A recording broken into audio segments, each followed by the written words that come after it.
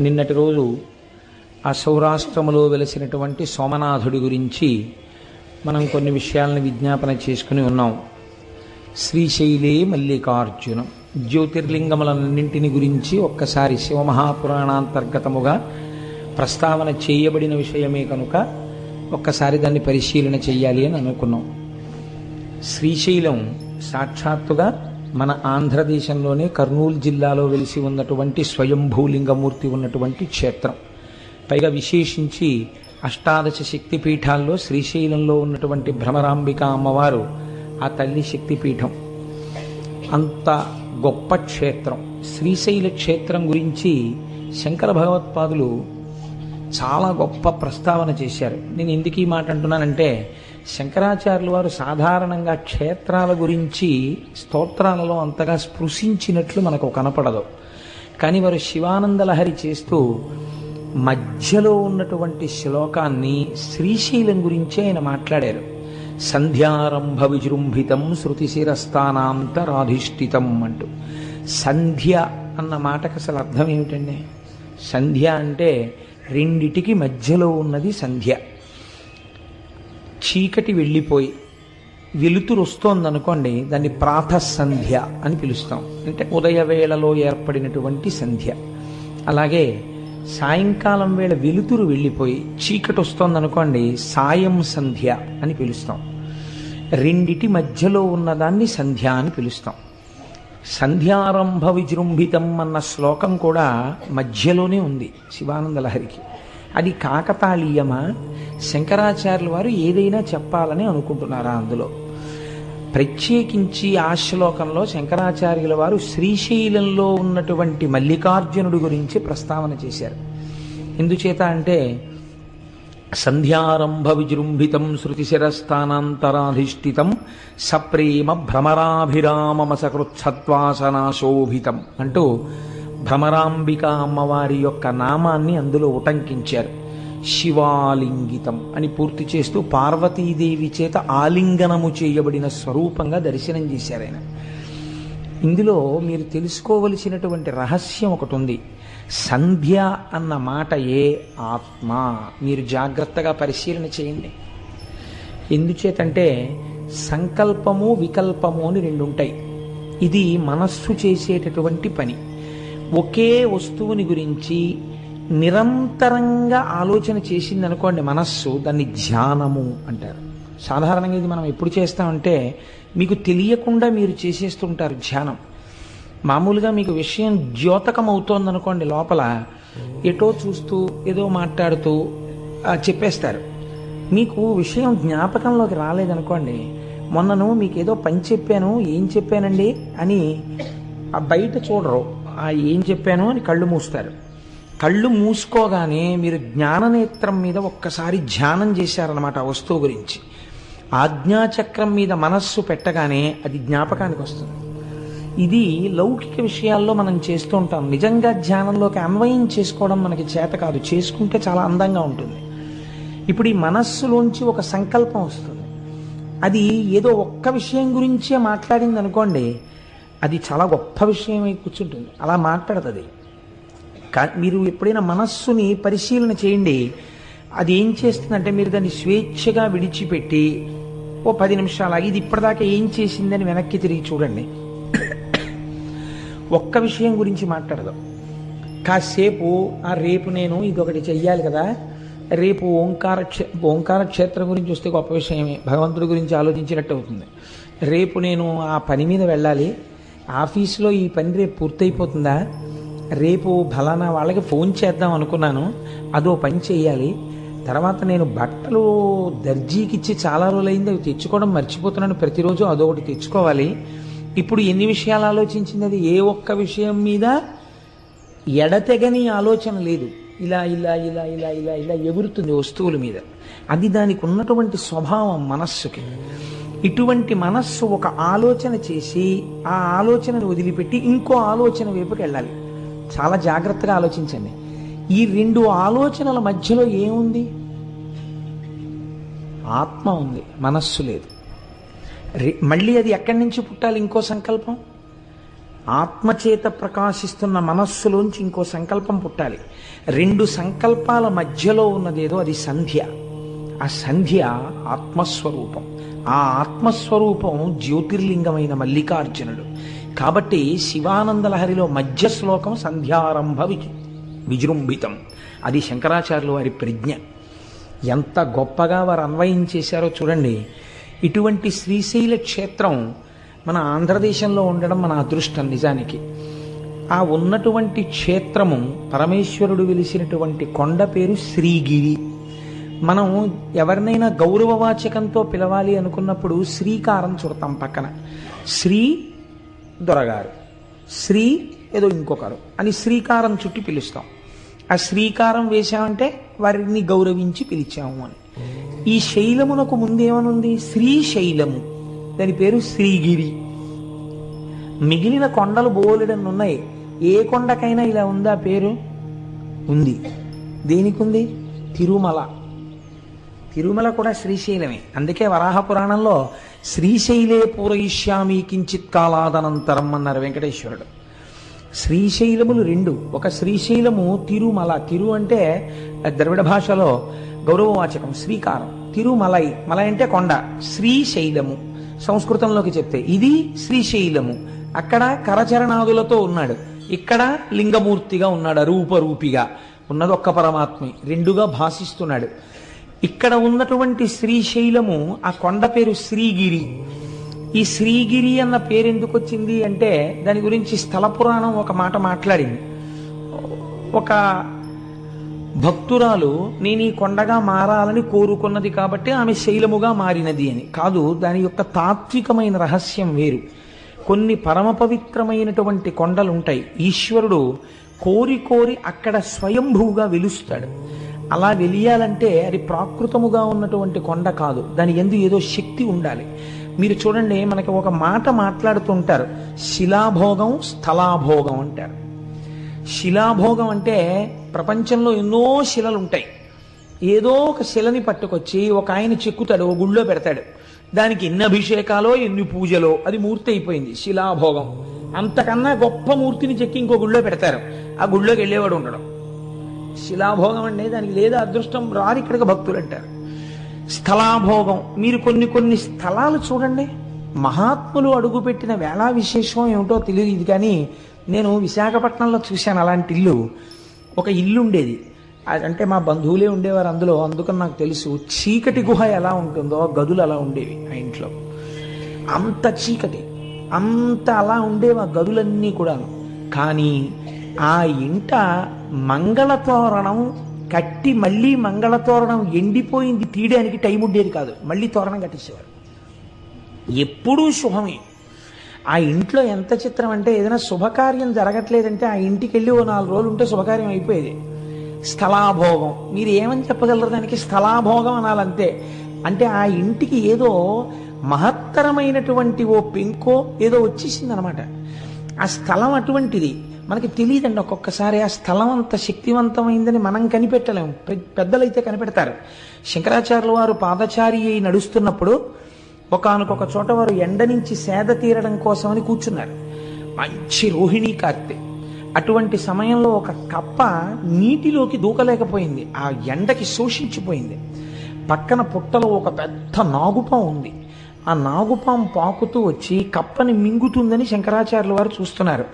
అది పడగ పట్టి ఆ పడగ నీటిలో కప్పకి విశ్రాంతినిచ్చింది.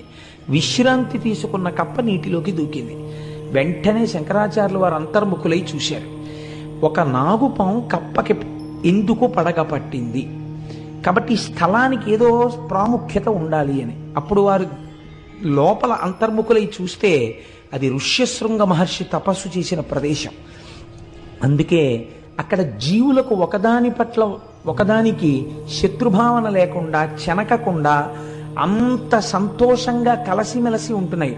ఇంత పరమ పవిత్రమైన భూమి కనుక ఇక్కడే నేను మొట్టమొదటి పీఠాన్ని పెడతానన్నారు. అదే ఇవాళ మనం ఆరాధన చేసేటటువంటి శృంగగిరి పీఠం కర్ణాటకలో. కాబట్టి స్థలాభోగము ఉన్నదా లేదా? ఉన్నది. శ్రీగిరి అన్నప్పుడు అందులో శ్రీ శకార రకార ఈకారములు ఉన్నాయి. షకార రకార ఈకారములుంటే శ్రీమాత అని ప్రారంభమైంది లలితా సహస్రనామం. ఆ మూడక్షరాలు బ్రహ్మశక్తి, విష్ణుశక్తి, రుద్రశక్తి, ఈ మూడు శక్తుల్ని తెలియచేస్తాయి. ఈ మూడు శక్తులు ఉన్నటువంటి కొండ, ఈ మూడు శక్తులు మమేకమైన శక్తి రూపిణి భ్రమరాంబిక, అందుకని శక్తిపీఠం.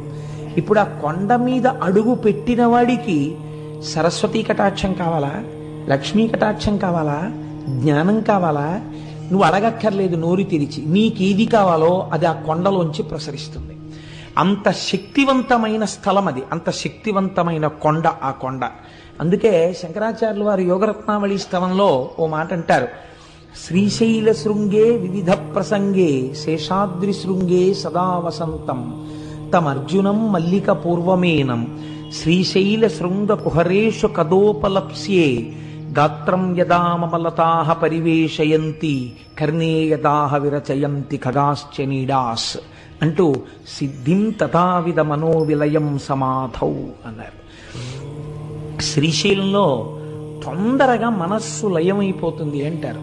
అక్కడికి వెళ్ళి జపం చేసుకుందాం అనుకున్న వాళ్ళకి, అక్కడికి వెళ్ళి కూర్చుని మాకు ఒక ఆఫీసర్ గారు ఉండేవారు, ఇప్పుడు నాకు పుష్పమాల వేశారే, ఆ వారు చేసిన ర్యాంక్కి సమానమైన ర్యాంకు, ఆ డిప్యూటీ మేనేజర్ క్వాలిటీ కంట్రోల్ అని మా ఆఫీసులో ఒక పరమ గౌరవనీయమైన పదవి, ఒక జిల్లా స్థాయి అధికారి. ఆయన పేరు అరుణ జటేశ్వరుడు, చాలా గొప్ప పేరు, ఎక్కడ ఉండదు అసలు. ఆయనే అరుణ జడాయ్ అని పిలుస్తుండేవారు. ఆయన పరమభక్తుడైన ఆయన శ్రీశైల క్షేత్రానికి వెళ్ళి భ్రమరాంబ అమ్మవారి దేవాలయపు గోడల దగ్గర కూర్చుని రుద్రాన్ని పారాయణ చేసి వస్తుండేవారు. అందుకే మహానుభావుడు ఒక పువ్వులా పనిచేసి ఒక పువ్వులా వెళ్ళిపోయారు ఆయన. మొన్ననే నాకు ఫోన్ చేశారు, ఈ మాట ఎప్పుడైనా వీలైతే ఒకసారి సభకి పిలిపిస్తాను వారిని, ఒకసారి రండి చెన్నై నుంచి అని. నేను ఎందుకు ప్రస్తావన చేశానంటే అక్కడ తొందరగా మనస్సు లయం అవుతుంది.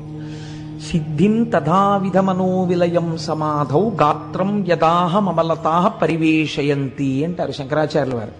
మీ మనస్సు లయమైపోతే మీకు బాహ్య ప్రపంచంతో సంబంధం ఉండదు. మీకు బాహ్య ప్రపంచంతో సంబంధం లేదు అని ముందు ఎవరు నమ్మాలి? తీగలు నమ్ముతాయి. తీగలు నేను వెళ్ళిలా కూర్చున్నా నన్ను చుట్టుకో, వీళ్ళు లేచి వెళ్ళిపోతాడని చుట్టుకోదు. కానీ ఒక కర్రపుల్ల ఇలా ఉందనుకోండి, తీగ వచ్చి చుట్టుకుంటుంది. అలాగే శ్రీశైలమునందు తొందరగా సమాధిలోకి వెళ్ళిపోతారు కాబట్టి అక్కడ తీగలు అల్లుకుని ఉంటాయిట.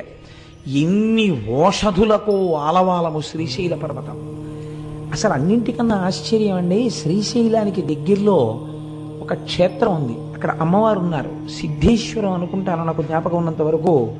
మీరు అమ్మవారికి బొట్టు పెట్టచ్చు. అక్కడ మీరు అమ్మవారికి కుంకుమ బొట్టు పెడితే శిలామూర్తిగా ఉండదు, నుదురు మెత్తగా తగులుతుంది, వేలు పెట్టినప్పుడు మీ ఒళ్ళు పులకరిస్తుంది. శ్రీశైలం ఎన్ని రకాల ఉపాసనలకు ఆలవాలము, అంత గొప్ప క్షేత్రం శ్రీశైలం. అటువంటి శ్రీశైలంలో ఆ శ్రీశైల పర్వతం మీద పరమశివుడు స్వయంభూమూర్తిగా వెలిశాడు. మీరు చూడండి, ఎందుకు వెలియాలి? ఏదో కారణం ఉండాలి కదండి. నిన్న సౌరాష్ట్రే సోమనాథంచ ఒక కారణం కనపడింది, ఇక్కడ కూడా ఒక కారణం ఏమైనా ఉందా అంటే శ్రీశైలంలో ఎందుకు పరమశివుడు వెలయవలసి వచ్చింది అన్న దాని గురించి పెద్దలు ఒక హేతువుని చెప్తారు. క్రౌంచేన పర్వతే దూరంగతే తస్మిన్ స్వపుత్రకే తేచ తత్ర సమాసీనౌ జ్యోతిరూపం సమాశ్రితౌ పుత్ర స్నేహాతురౌతౌ వై శివౌ పర్వణి పర్వణి దర్శనార్థం కుమారస్య స్వపుత్రస్య గచ్చతః అమావాస్యాం దిశే శంభు స్వయం గచ్చతి తత్ర పౌర్ణమాసే దినే తత్ర పార్వతీ గచ్చతి ధ్రువం. మీకందరికీ తెలుసున్నటువంటి విషయమే, గణాధిపత్యం ఎవరికి ఇవ్వాలి అని నిర్ణయం చెయ్యవలసి వచ్చినప్పుడు శంకరుడు తన ఇద్దరు కుమారులను పిలిచి ఎవరు భూమండలానికి అంతటికీ తొందరగా ప్రదక్షిణం చేసి వస్తారో వారికి నేను పట్టాభిషేకం చేస్తాను, వారికి నేను గణాధిపత్యం ఇస్తాను అన్నారు. అంటే గబగబా బయలుదేరాడు సుబ్రహ్మణ్యేశ్వర స్వామి. వారిది నెమలి వాహనం కాబట్టి గబగబా వెళ్ళి భూమండలంలో ఉన్న దేవాలయాలన్నిటినీ దర్శనం చేసుకుంటూ వస్తున్నాడు. ప్రదక్షిణం అంటే అది బాగా గుర్తుపెట్టుకోండి. సాధారణంగా మనం ఈ కథని కథగా చెప్పేస్తాం. ఆయన ఏమన్నాడు పరమశివుడు? ప్రదక్షిణం చేసి రమ్మన్నాడు. ప్రదక్షిణం చేసి రమ్మంటే గుళ్ళల్లోకి ఎందుకంటే సుబ్రహ్మణ్యేశ్వర స్వామి వారు గిరగిరా తిరిగేసి వచ్చేయకూడదు ఏంటి? ఓ విమానం తిరిగేసినట్టు ఏరియల్ వ్యూ అంటాం కదా మనం, అలా నెమలి వాహనం ఎక్క అలా తిరిగిలా వచ్చేస్తే బాగుంటుంది కదా. ప్రతి గుళ్ళోకి వెళ్ళాడు ఆయన. ప్రతి గుళ్ళోకి వెడితే ఆయనకి ఏం కనపడేదంటే ఈయన గుళ్ళోకి వెళ్ళేటప్పటికీ విఘ్నేశ్వరుడు బయటికి వెడుతున్నట్టు కనపడేది. అయ్యో అన్న ఇదేంట్రా నాకన్నా ముందే బయటికి వెళ్ళిపోతున్నాడు, ఎలా వెళ్ళిపోతున్నాడు రా అనుకునేవాడు ఆయన. ప్రతి గుళ్ళోనూ ఈయన వెళ్ళడం, ఆయన బయటికి వెళ్ళడం. అదేంటి, ఎందుకు అసలు సుబ్రహ్మణ్యుడు గుళ్ళల్లోకి తిరగడం ఆయన చెప్పాడా? పరమశివుడు నువ్వు గుళ్ళల్లోకి వెళ్ళిరా, భూమండలం మీద ఉన్న గుళ్ళన్నీ చూసిరా అని చెప్పాడా? ప్రదక్షిణం చేసిరా అని చెప్పాడా? ప్రదక్షిణం చేసిరా అని చెప్పాడు. ప్రదక్షిణం చేసిరా అంటే గుళ్ళల్లోకి ఎందుకండి వెళ్ళడం? అదే ప్రదక్షిణం అంటే. ప్రదక్షిణం అంటే ఏమిటో తెలుసా అండి? దేవాలయంలో ప్రదక్షిణం చేసేటప్పుడు లోపల ఉన్న మూర్తి మిమ్మల్ని పరిశీలన చేస్తాడు.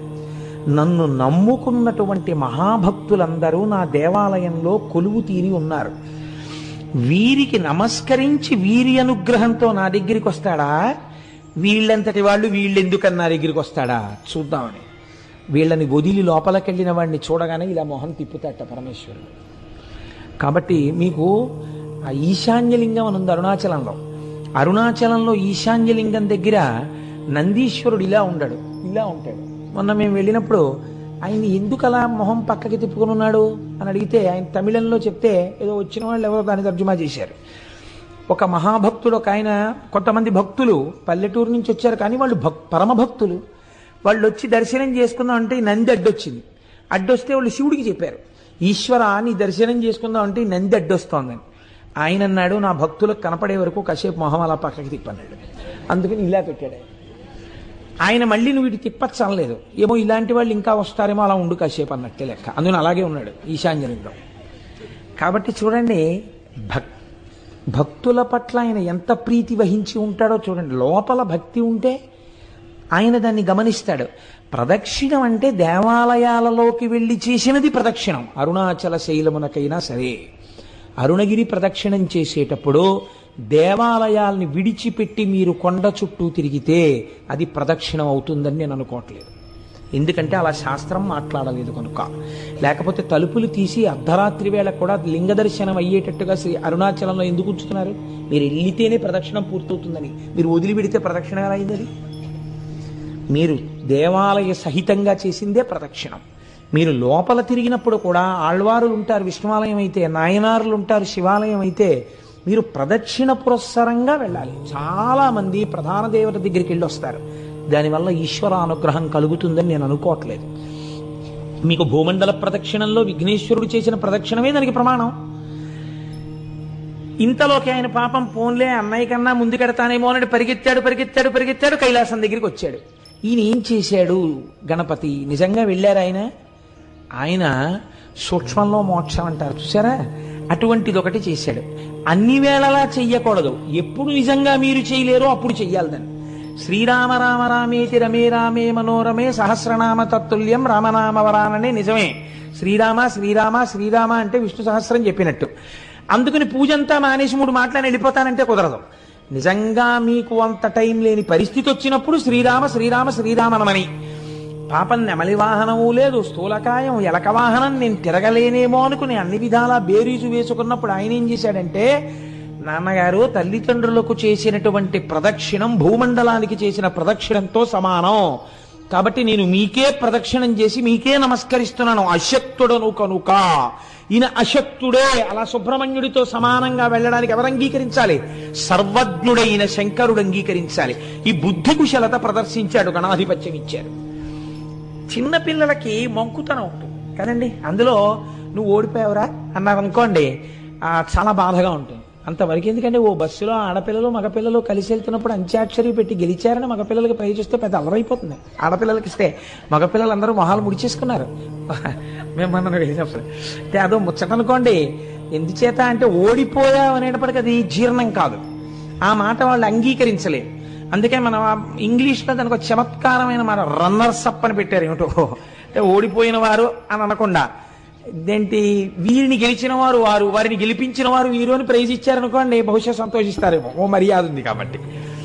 కనుక ఇప్పుడు సుబ్రహ్మణ్యుడు ఓడిపోయాడు, పెద్ద ఆయన గెలిచాడు, అందుకని వాడికి నేను పట్టాభిషేకం చేస్తున్నాను రా అన్నారు.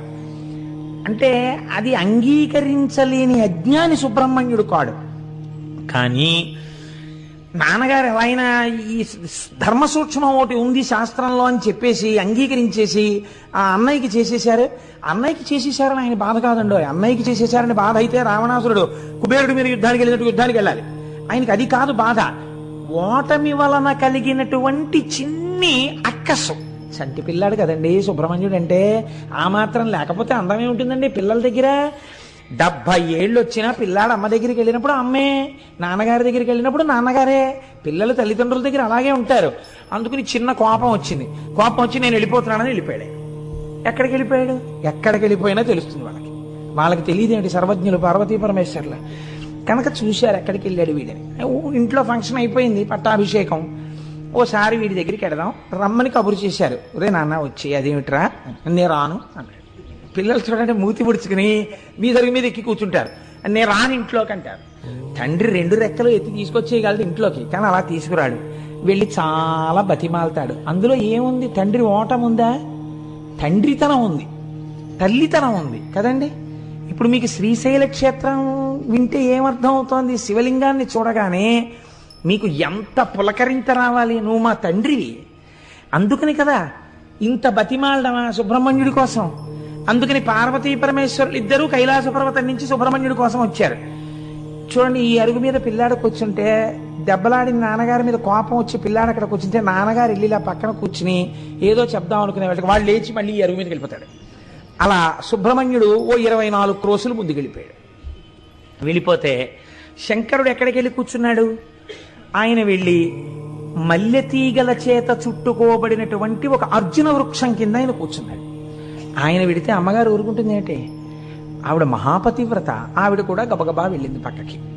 వెళ్ళి ఆవిడ కూర్చుంది. ఏమిటండి వీడు మంకుతనం? మీ అంతటా ఆయన అసలు ఏం బొత్తిగా బుద్ధి లేదేం, చిన్నవారా చితకవారా? ఏమిటి మీ పెద్దరికం తెలుసుకోకుండా ఇప్పుడు మీరే బతిమాలు వస్తే వాడు వెళ్ళిపోవడం ఏమిటి అంది.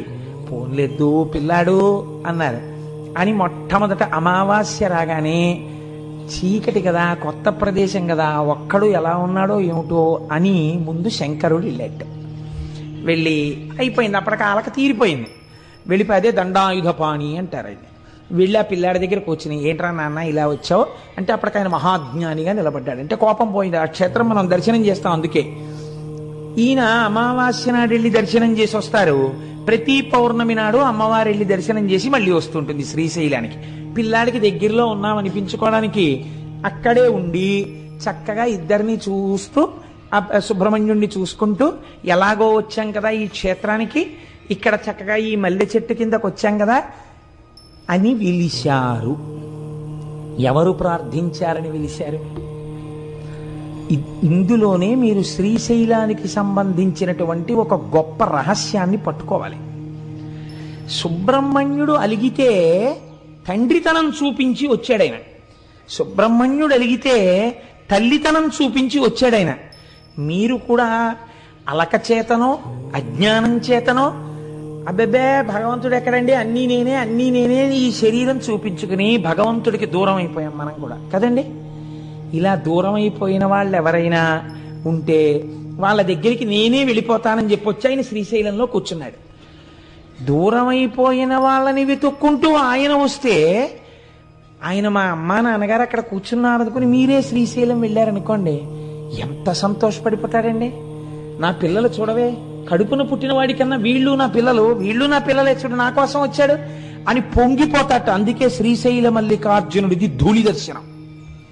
ధూళి దర్శనం అంటే మీరు కాకినాడలో బయలుదేరి శ్రీశైలం వెళ్లే లోపల ఓ 10 గంటలో 15 గంటలో నిద్రపోతారు. ఏ బట్టలో కట్టుకుని ఏ హోటల్లోకో వెళ్ళి అన్నం తినేస్తారు. ఆ పచ్చడి గిచ్చడి మీద పోసేసుకుంటారు. ఓ 2 మాటలు మూత్ర విసర్జన చేసేస్తారు. ఇంకో మాట అవసరమైతే ఇంకొక శంక కూడా తీర్చుకుంటారు. ఆ బట్టలతో శ్రీశైలం కొండ మీద కెడతారు. వెళ్ళిన తర్వాత మీరు ఒక కాటేజ్ ఏదో తీసుకుని లోపలికి వెళ్ళి స్నానం చేసి శౌచంతో వెళ్ళి శివలింగాన్ని ముట్టుకున్నారనుకోండి, కొంచెం చిన్నబుచ్చుకుంటాడు ఆయన. ఏమిటంత శౌచంగా వచ్చాడు వీడు అని.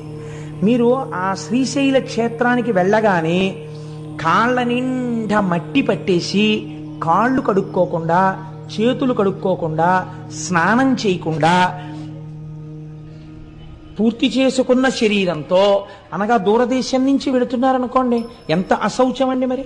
మలమూత్ర విసర్జన చేసిన శరీరం ఎంత అశౌచంతో కూడుకున్నది. పైగా మీరు కొంతసేపు నిద్రపోయారు బస్సులో, రైల్లో. నిద్ర ఎంత అశౌచం వస్తుంది. ఎందుకంటే కొన్ని శరీరంలోంచి విసర్జింపబడవలసినవి బయటికి వస్తాయి. నిద్రపోతే పుసులు కడతాయి కళ్ళు. ఇటువంటివన్నీ ఏర్పడినప్పుడు మళ్ళీ స్నానం చేసి కానీ దేవాలయంలోకి వెళ్ళకూడదు. మీరు ఇన్ని అశౌచాలు దగ్గర పెట్టుకుని కాటేజీలో పెట్లు పారేసి ఈ మట్టి చేతులతో, ఈ మట్టి కాళ్లతో వీలైతే ఇంకోసారి శ్రీశైలం కొండ మీద ఒక కప్పు టీ తాగకపోతే ఉండలేనని తాగేసి కాళ్ళు కడుక్కోకుండా శ్రీశైలం గుడి దగ్గరికి వెళ్ళి ధూళి దర్శనానికి వచ్చామండి అని లోపలికి వెళ్ళి ఈ మట్టి కాళ్లతో మోకాళ్ళ మీద కూర్చుని మట్టి చేతులతో శివలింగాన్ని ముట్టుకుని చెమట పట్టేసిన మొహంతో శివలింగం మీద తల తాటిస్తే పొంగిపోతాట ఆయన. వీడు రానా కొడుకంటట, సర్వకామ్య సిద్ధినిస్తాట. దీన్ని ధూళి దర్శనం అంటారు శ్రీశైలంలో. శ్రీశైలంలో మీరు అందుకే దేవాలయం దగ్గరికి వెళ్ళి ఫలానా చోటు నుంచి వచ్చామండి, ధూళి దర్శనానికి వచ్చామంటే లోపలికి వెళ్ళిపోండి అంటారు. నేను ఎన్నో మాటలు శ్రీశైలంలో అలా ధూళి దర్శనం చేశాను. కాబట్టి ధూళి దర్శనం శ్రీశైలంలో చెయ్యాలి. ఎందుకు చెయ్యాలి అంటే, ఉదాహరణకి అంటే మీకు అర్థం అవ్వడం కోసం చెప్తున్నాను సుమండి. 10 మాటలు కోటేశ్వరరావు ఎందుకు స్వవిషయం ప్రస్తావన చేస్తాడు అని మీరు అనుకోకండి.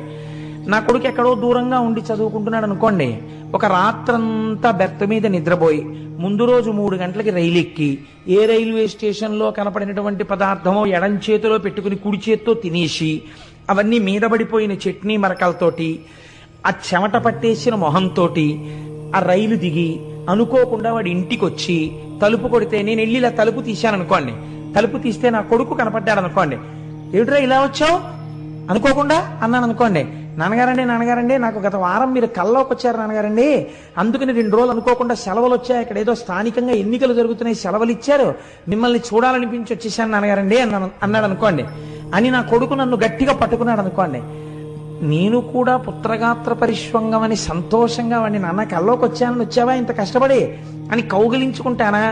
దూరం స్నానం చేసిరా అంటానా? కౌగిలించుకుంటానంతే.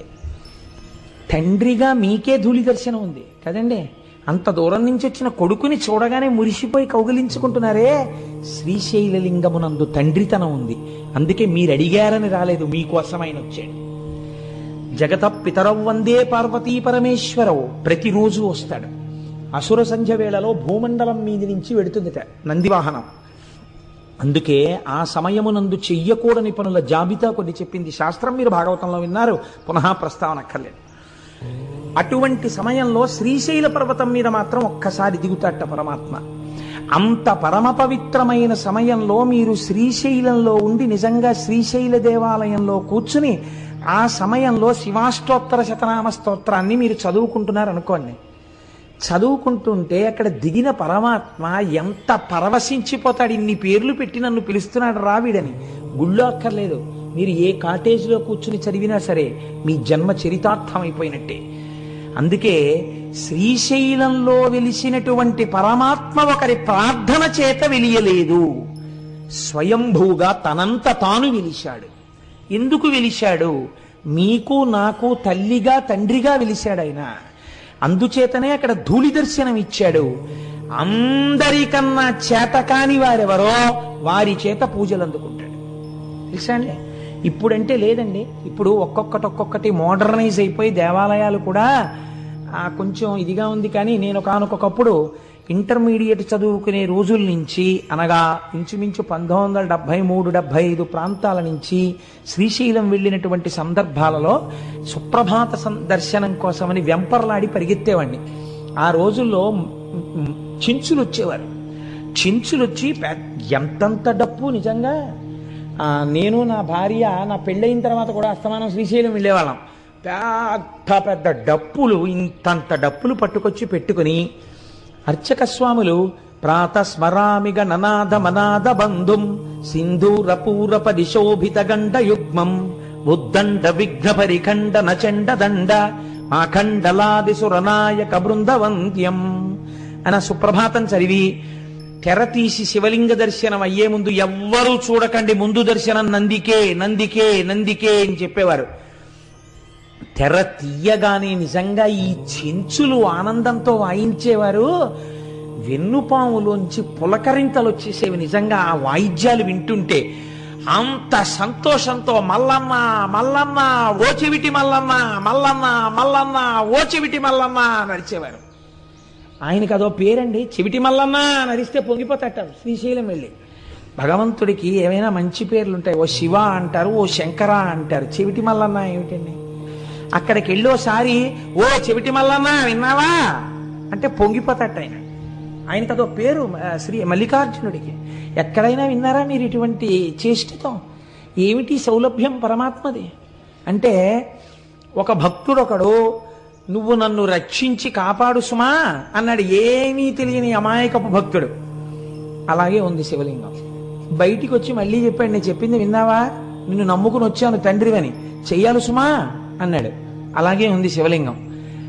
విన్నాడా అని అనుమానం వచ్చింది. లోపలికి జనం వెళ్తున్నారు వస్తున్నారు, నేను చెప్తున్నాను విన్నాడంటావా, ఓ చెవిటి మల్లన్నా విన్నావా అన్నాడు. వెంటనే బాబాయ్ వీడు ఇంకో మాట అనకుండా తీర్చేద్దామన్నా కోరిక తీర్చేసేట. అప్పటి నుంచి ఇప్పటి వరకు చెవిటి మల్లన్న అన్న బాబాయ్ విన్నాను రో అంటట. తండ్రిని చూడండి మీరు, తండ్రి మహాప్రాజ్ఞుడు, అందరి చేత నమస్కరింపబడేవాడు, లోకపూజితుడు. అటువంటి తండ్రి కుర్చీలో కూర్చుని ఉంటాడు. ఆయనతో మాట్లాడడానికి పెద్దలైన వారు వచ్చి గదిలో కూర్చుని ఉంటారు. వాళ్ళతో మాట్లాడుతుంటాడు. ఓ 3 ఏళ్ల మనవడు, వాడికి ఏం తెలియదు, వచ్చి తాతగారండి తాతగారండి అంటే, లేకపోతే కొడుకు అనుకోండి పోని, నాన్నగారండి నాన్నగారండి నాన్నగారండి అని పిలుస్తాడు. ఉండు ఉండు మాట్లాడుతున్నాను కదా కాసేపు అలా ఉండు అంటాడు తండ్రి. వాడు చూసి తండ్రి అంతకీ వింటలేదని ఆ కుర్చీ మించి మెల్లిగా ఏదో కొండెక్కేసినట్టుగా పొడుగాటి కాలు మించి తొడ మీదకి ఎక్కేసి ఇలా కంఠం పట్టుకు నిలబడితే పడిపోతామని తండ్రి ఇలా వాడి నడుం చుట్టూ చెయ్యేసి పట్టుకుంటే ఆయన చెవులో పెట్టి వేలు, నాన్నగారండి నాన్నగారండి అని ఆయన మొహం పెట్టుకుని ఇలా అడ్డొచ్చేసి, నాన్నగారండి నాన్నగారండి ఉండు నాన్న మాట్లాడుతున్నానా అంటాడు తండ్రి. అంటుంటే ఆఖరికి నాన్నగారండి అని ఇలా కొడతారు. ఏమిట్రా అంటాడు తండ్రి. అంతేగాని పోలీస్ స్టేషన్లో కేసు ఎట్టేస్తాడు ఏంటి? ఏమిటి అంటే, నేను చెప్పింది వినరే అంటాడు వాడు. సరే చెప్పు ఏమిటి? ఇంతమందిలో వాడు అంటాడు, ఇందాక నుంచి చెప్పాను మీరు వింటే కదా చూడా అంటే, ఫోన్లేరా చెవుడే చెప్పు ఏమిటి అంటే, మీరు నాకు జామకాయ తెస్తానన్నారు సాయంకాలం, తెస్తాను తప్పకుండా తీసుకొస్తాను, దిగు వెళ్ళు మీ అమ్మ దగ్గరికి అంటే. అంతేగాని తండ్రి కోపగించేసుకున్నాడా, పోలీస్ స్టేషన్లో కేసు ఎట్టాడా, లేకపోతే తిరిగి కొట్టేశాడా? తండ్రితనం శ్రీశైలంలో కూడా అంతగా ఉంటుంది. సామాన్యమైన తండ్రికే అంత ప్రేమ ఉంటే మా స్వామి శ్రీశైల మల్లికార్జునుడికి ఎంత ప్రేమ ఉంటుందండి. తెలుసున్నవాడు అలా పిలవకూడదు. నా స్వామి పలకగలడని తెలిసి కూడా వెళ్ళి చెవిటి మల్లన్నోయ్ అనకూడదు. కొడుకు పెద్దవాడయ్యాడు, 25 ఏళ్లవాడయ్యాడు. నాన్నగారు పెద్దలతో మాట్లాడుతున్నారు, వాళ్ళు మాట్లాడి వెళ్ళిపోయిన తర్వాత నాన్నగారికి చెప్దాం అనుకోవాలి. అంతేగాని 25 ఏళ్ళు ఒంటికొచ్చి కూడా 2 ఏళ్లప్పుడు నువ్వు నన్ను చెవుడా అన్నావురా అన్నాడని 25 ఏళ్ళు వచ్చినా 10 మందిలోకి వచ్చి మీకు చెవుడా అంటాడా? వాడు నా కోసం వచ్చినవాడు, ఎంత నా మీద ప్రేమ ఉన్నవాడు. కాబట్టి అలా వచ్చిన వాడిని గురించి ప్రత్యేకం రాయండి ఖాతాలో. శ్రీశైలం వచ్చాడంటే నేను ఒకటి ప్రార్థనను అనుసరించి రాలేదు, తండ్రిగా వచ్చి కూర్చున్నాను. నేను తండ్రినని నా కోసం వాడంత శ్రమపడి డబ్బు ఖర్చు పెట్టుకుని వచ్చాడు, మరి ప్రత్యేకం రాయొద్దు వాడి పేరు? గబుక్కుని చిత్రగుప్తుడి కంప్యూటర్లో ఏమైనా పొరపాట్లు పడిపోతాయేమో, నాన్న నువ్వే అక్కడ కూర్చో జాగ్రత్తగా రాయ్, వ్యాసుడు చెప్పేస్తుంటే నీ దంతాన్ని విరగ్గొట్టి ఏకదంతం శూర్పకర్ణం అని పేరు పెట్టుకుని అంత పెద్ద భారతాన్ని ఒక్క తప్పు లేకుండా రాశావు కదా. చక్క అక్కడ కూర్చుని శ్రీశైలం వచ్చిన వాళ్ళ పేర్లన్నీ చెప్తారు, గోత్రం పేరు చక్కగా రాయినాన్న అని చెప్పింది అమ్మవారు. అమ్మవారు ఏం చెప్తే చేస్తారు. ఆ కొడుకులిద్దరూ మంచి కొడుకులు, విన్నారు కదా మన మూక పంచశతిలో. అదే మూకశంకరులు అడిగారు, నీకే ఎవరి మీద కావాలమ్మా నీ కారుణ్యం? కొడుకులిద్దరూ వృద్ధిలోకి వచ్చేశారు. భర్త మహానుభావుడు, లోక పూజితుడు, ఇంకా కారుణ్యం నీ బిడ్డలకక్కల్లా నీ భర్తకక్కల్లా, ఇంకెవరికి మా మీద ఉలకబోసాయన్నారు. అలా అమ్మవారు ఎంత కారుణ్యమూర్తి అక్కడ పెట్టింది ఆయన్ని. నువ్వు రాయిరా అబ్బాయి అంది. అందుకే మనం రవి సుధాకరవన్నిలోచన రత్నకుండల భూషిణి ప్రవిలమంబుగమమ్మునేలిన భక్త జన చింతామణి అని ఆ భ్రమరాంబికాష్టకం చేస్తూ ఓ మాట చెప్తాం. సాక్షి గణపతి కన్న తల్లి విసద్గుణావతి శాంభవి, మోక్షమొసగెడు కనక దుర్గవు మూల కారణ శక్తివి అని అమ్మ భ్రమరాంబ అని అమ్మవారిని స్తోత్రం చేస్తాం. సాక్షి గణపతిని పెట్టింది అమ్మవారు. అందుకే శ్రీశైలం వెడితే తప్పకుండా సాక్షి గణపతి దగ్గర ఆగాలి. లోపలికెళ్ళి పైకి చెప్పుకోవాలి, ఆత్రేయస గోత్రం కోటేశ్వర శర్మ అని చెప్పాలి. ఆయన టకటకగా రాసేసుకుంటాడు, స్వామి కృతజ్ఞుడను అని బయటికి రావాలి. ఒకవేళ రేపు పొద్దున్న ఉత్తరోత్తర ఏమైనా పొరపాటు పడిపోయినా చీనోరుమై నువ్వు ఇప్పుడు వెళ్ళావు అంటే ఈయనకి అభాల్లో చెప్తాడు, లేదు వాడు వచ్చాడు అని చెప్తాడు. పొంగిపోతారు అమ్మవారు అయ్యవారు. అయ్య బాబోయ్, శ్రీశైలం ప్రత్యేకం తండ్రి కోసం అమెరికా నుంచి వచ్చిన వాడు లాంటి వాడు వీడు, అందుకని 10 మందికి చూపించుకోవలసిన వాడు, వీడి జోలికి మనం వెళ్ళకూడదని వదిలిపెట్టేస్తారు. శ్రీశైల క్షేత్రం అంటే అంత గొప్ప క్షేత్రం. అటువంటి క్షేత్రము అదైతే మీకు ఇప్పుడు శ్రీశైలం వెడితే ఏమిటి ఉండాలి? బాగా ఆలోచించండి. శ్రీశైలం వెడితే మీరు దేనితో వెళ్ళాలి? శ్రీశైలం నమ్మకంతో వెళ్ళాలి కదండి. నా కోసం మా తల్లిదండ్రులు వచ్చి విడిది చేసిన నెలవిది అని వెళ్ళాలి. మా అమ్మగారు నాన్నగారు ఉన్నారు లోపల, నేను కాళ్ళు కడుక్కోకపోయినా చేతులు కడుక్కోకపోయినా నేను ఇలా గుళ్ళోకి వెళ్ళేటప్పటికీ మా శివయ్య లేచి, ఊరే నాన్న కాకినాడ నుంచి వచ్చావా అని గభాలను పట్టుకుంటాడు. అని పొంగిపోయి వెళ్ళి, నాన్నగారండి మీ కాళ్ళకి నమస్కారం అండి అని శివలింగాన్ని పట్టుకుని నమస్కారం చేసేస్తే పొంగిపోయి ఒక్కసారి ఆ తెల్లటి చేతులతో, ఆ మణికంకణములతో ఉన్న చేతులతో మీ చేతులు ఆయన పట్టుకున్నట్టుగా భావన చేసి మీరు నమస్కరించి బయటికి రావాలి. దీనికి ఏది ప్రధానం? విశ్వాసం ప్రధానం. కాబట్టి స్వామి అన్నారు, శిఖరేశ్వరము అని ఒకటి శ్రీశైలంలో పెట్టారు. ఇక్కడ వచ్చింది తమాషా అంతా. ఈ శిఖరేశ్వరంలో ఏం చేస్తారు అంటే, నువ్వులు పట్టుకెళ్ళి నంది యొక్క విగ్రహం దగ్గర పోస్తారు. చరణంది అంటారు. పూర్వకాలంలో చరణంది అని ఒకటి ఉండేది శివాలయాల్లో. మామూలుగా స్థిరనంది అని ఒకటి ఉంటుంది, అది కదలదు. చరణంది అని ఒకటి ఉంటుంది, అది కదులుతుంది. ఆ నంది అది ఎందుకు కదులుతుందంటే, పూర్వం ఎందుకు పెట్టేవారంటే, చరణందిని, చిన్న నందిని, ఒకవేళ పూర్వం ఇంత వైద్య సదుపాయం ఉన్నటువంటి రోజులు కావు, ఏ అర్ధరాత్రి వేళో అపరాత్రి వేళో, అందుకే శివాలయం విష్ణువాలయం ఈ 2 ఆలయాలు లేని ఊళ్ళు ఉండేవి కావు. ఈ 2 ఆలయాలు తప్పకుండా ఉండాలి ప్రతి ఊళ్ళో. దేని కొరకు అంటే, ఎవరైనా గర్భిణి అయ్యున్నటువంటి స్త్రీకి అనుకోకుండా నొప్పులు వస్తే పట్నానికి తీసుకెళ్ళడానికి అవకాశం లేకపోతే, అంతరాలయం మూసేసి ఉన్నా కూడా పరిగెత్తుకుంటూ అర్చకుడి దగ్గరికి వెడితే ప్రధానమైన తలుపు తీసేవారు. తీస్తే ఈ చరణందిని తిప్పుతారు. ఎటువైపుకి ఈ బాధపడుతున్నటువంటి స్త్రీ ఉందో, గర్భిణీ స్త్రీ ఇల్లు ఎటుందో అటు ఈ నందిని తిప్పుతారు. ఈ చరణంది అటు తిరగగానే అటువైపు బాధపడుతూ ప్రసవం జరగకుండా బిడ్డ అడ్డుపడి ఇద్దరి ప్రాణాలు పోతాయేమో అనుకున్న వాళ్ళకి కూడా ఎందరికో సుఖప్రసవాలు జరిగినటువంటి గడ్డ ఈ గడ్డ. ప్రత్యేకించి త్రిలింగ దేశం ఈ దేశం. అందుకే అనేక శివాలయాలలో చరణందులున్నాయి.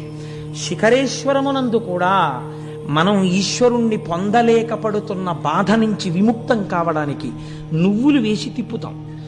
తిప్పి శ్రీశైల శిఖరం చూడాలి. కానీ యథార్థమునకు ఆ శిఖరము నందిశృంగములలోంచి కనపడదు. మీరు ఇక్కడ భావన చేస్తూ కళ్ళు తెరిచి అక్కడ చూడాలి. ఈ కన్నులు తెరిచి నందిశృంగములలోంచి చూస్తుంటే జేగురు రంగులో ఉన్నటువంటి శ్రీశైల మల్లికార్జునుడి యొక్క ఆలయం మీద ఉన్నటువంటి గోపురం మీద ఉన్న త్రిశూలంతో కూడి మెట్లు మెట్లుగా ఉన్నటువంటి శిఖరం మీకు ఇక్కడ కనపడాలి. పైకి మీకు ఆ చెట్లు అవి ఉన్నట్టుగా ఉండాలి, కానీ కళ్ళల్లో మాత్రం అది కనపడాలి. ఇక్కడ చిత్రం ఇక్కడ కనబడుతూ పైన ఉన్న దాన్ని పక్కకి తీయగలగాలి. అలా ఎవడు తీశాడో వాడికి పునర్జన్మ నవిద్యతి. ఇంకా వాడికి పునర్జన్మ లేదు, ఎందుకంటే వాడు అంత ధారణ చేసి ఉన్నాడు కనుక.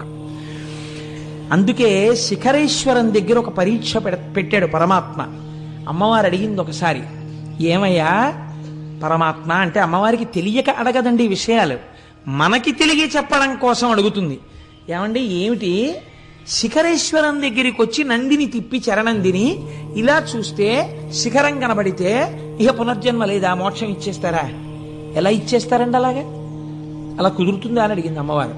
అడిగితే శంకరుడు అన్నాడు, కుదురుతుంది, కానీ శ్రీశైలం వచ్చిన వాళ్ళందరికీ అలా ఇవ్వం మోక్షం. ఎవరికి కుదురుతుందో నీకు చూపిస్తాను, రా పార్వతి అన్నాడు.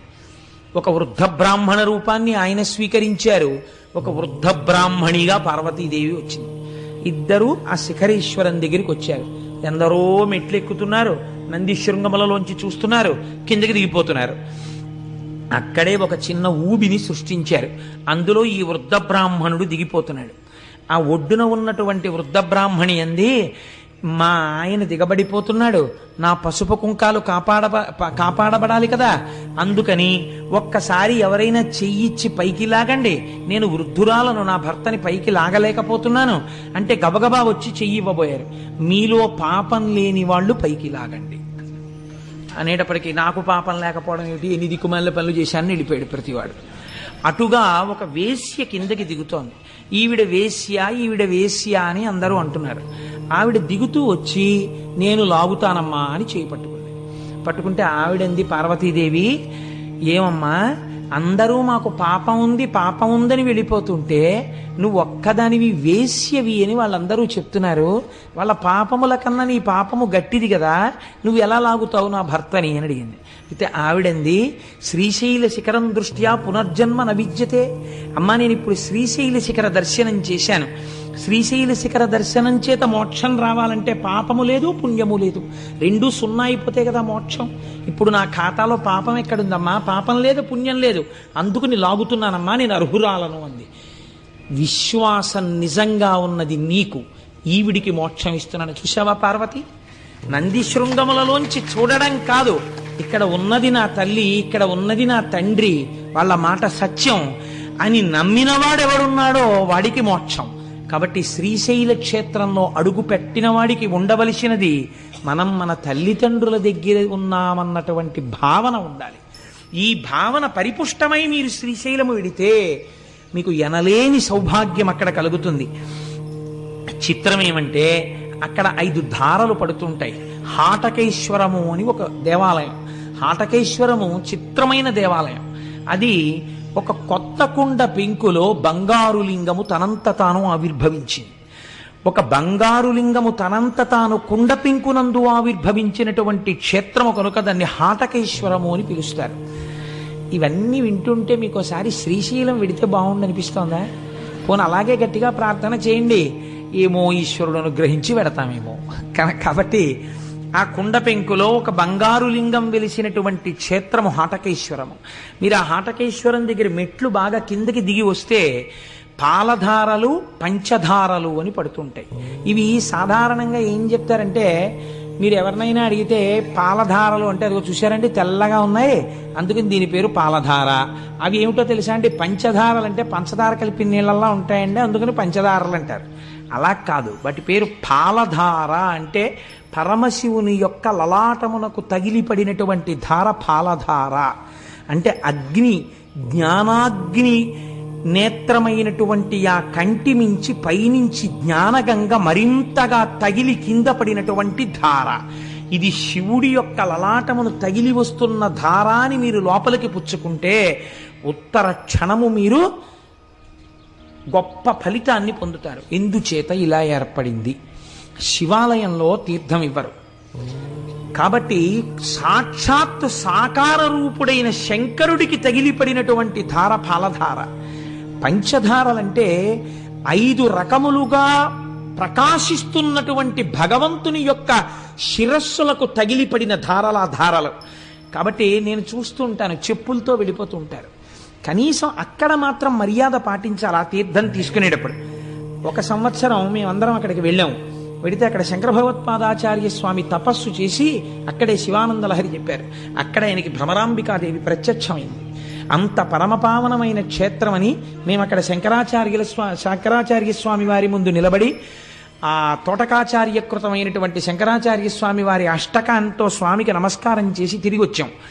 చంద్రశేఖర పరమాచార్య స్వామి అక్కడే ఉండిపోతానన్నారు. తపస్సు చేసుకుంటూ ఉండిపోతానన్న ప్రదేశం అదే.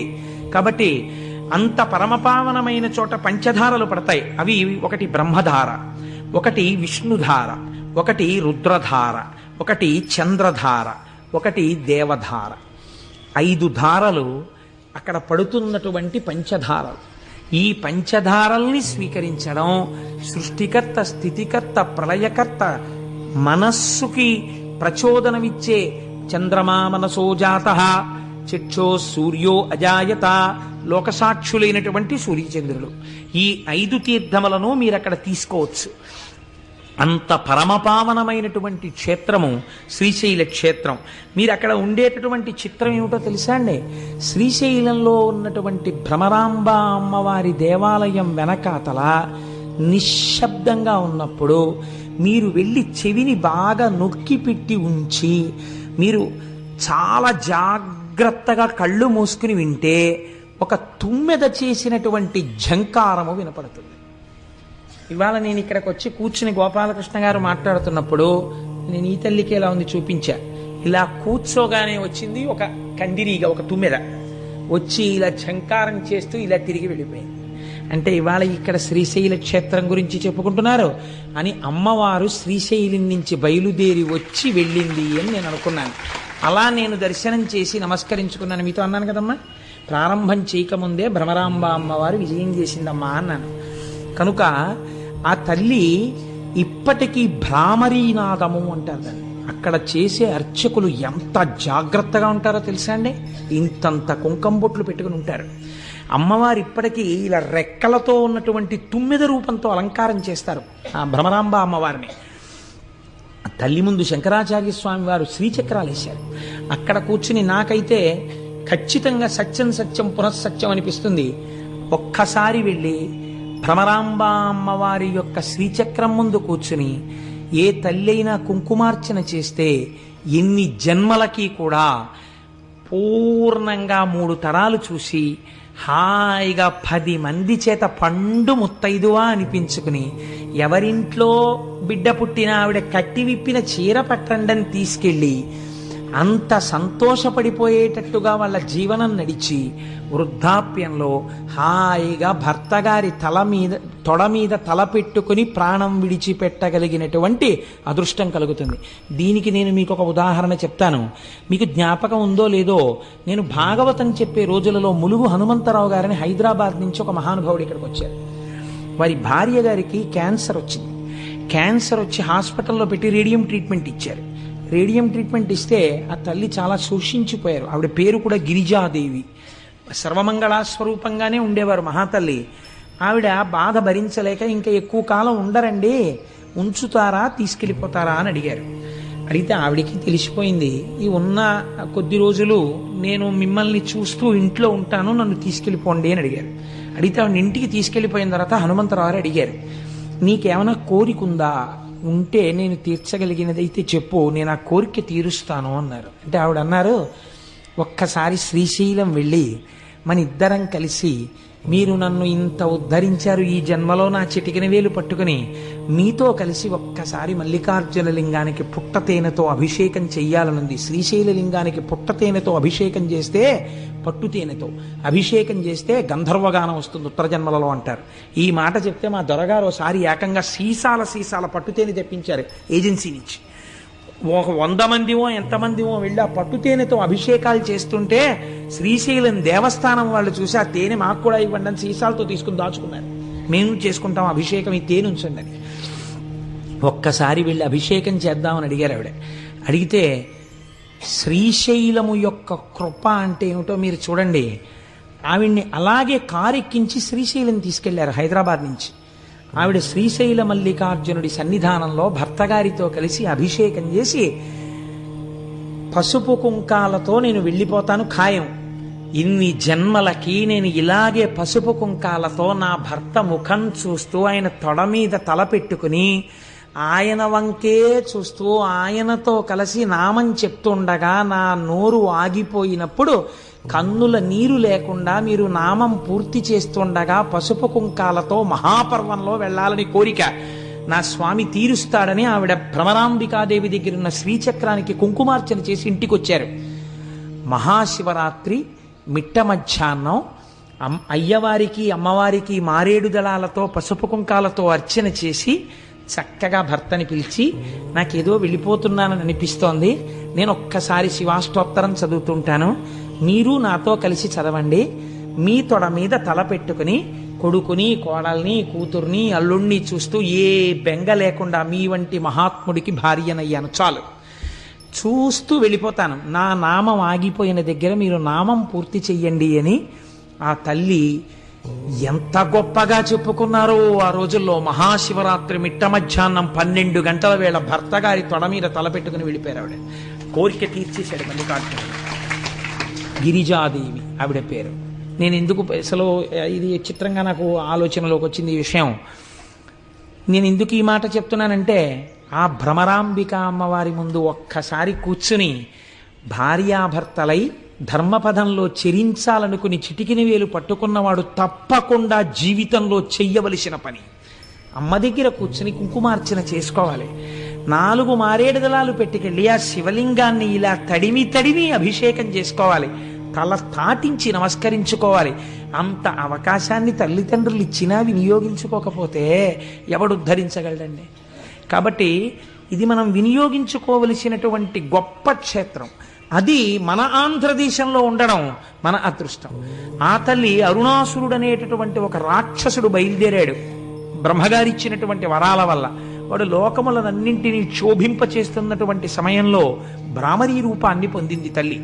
భయంకరమైన యుద్ధం చేసిన తర్వాత భ్రామరీ రూపంతో వెళ్ళి ఆవిడ ఆ అరుణాసురుణ్ణి సంహారం చేసింది. ఇప్పటికీ కూడా శాస్త్రంలో ఏం చెప్తారంటే శ్రీశైల మల్లికార్జునుడు మల్లెపువ్వైతే అమ్మవారు సారగ్రాహి. ఎప్పుడు తుమ్మిది ఎక్కడ తిరుగుతుంది? పువ్వు చుట్టూ తిరుగుతుంది. ఆయన మల్లికార్జునుడు, ఆవిడ భ్రమరాంబికాదేవి. ఎక్కడ శివుడున్నాడో అక్కడ ఆవిడ భ్రమర రూపంతో తిరుగుతుంటుంది. అక్కడ శివుడున్నాడు, పైన శక్తి రూపంతో ఆవిడుంది. అందుకే ఇప్పటికీ ఆ నాదం వినపడుతుంటుంది. ఈ భ్రమరాంబిక అమ్మవారి దేవాలయంలో వచ్చేటటువంటి భ్రామరీ నాదాన్ని రికార్డ్ చేశాయి all India radio, Hyderabad, Vijayawada, Kurnool stations చేసి ఎన్నో మార్లు ప్రసారం చేశారు రేడియోలో. ఇప్పుడు శ్రీశైల క్షేత్రంలో ఉన్న భ్రామరీ నాదాన్ని ప్రసారం చేస్తున్నాం వినండని. ఒక తుమ్మెద ఎగురుతున్నప్పుడు వచ్చినటువంటి ఝంకార ధ్వనులు ప్రసారం అయ్యాయి. ఇది పరమ యథార్థం నేను చెప్తున్నది. ఒక పరమ పవిత్రమైన వేదిక మీద కూర్చుని అబద్ధాలు చెప్పవలసిన అవసరం నాకు లేదు.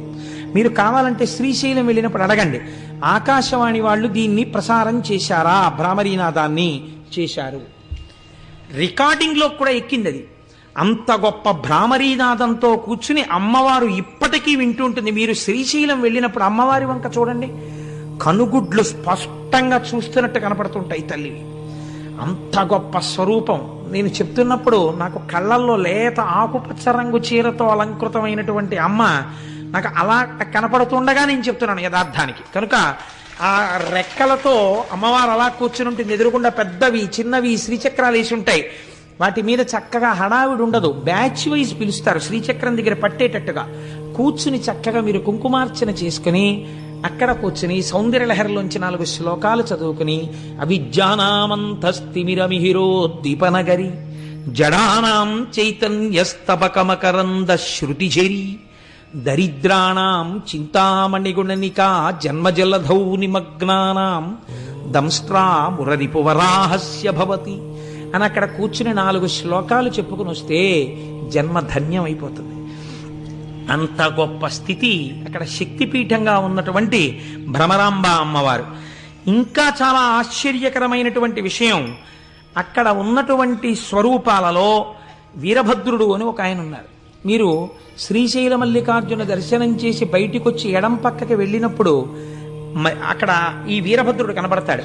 ఆ వీరభద్రుడికి ఉన్నటువంటి గొప్పతనం ఏమిటో తెలుసా అండి? బయలు వీరభద్రుడు అని క్షేత్రపాలకుడు ఒక ఆయన ఉన్నారు.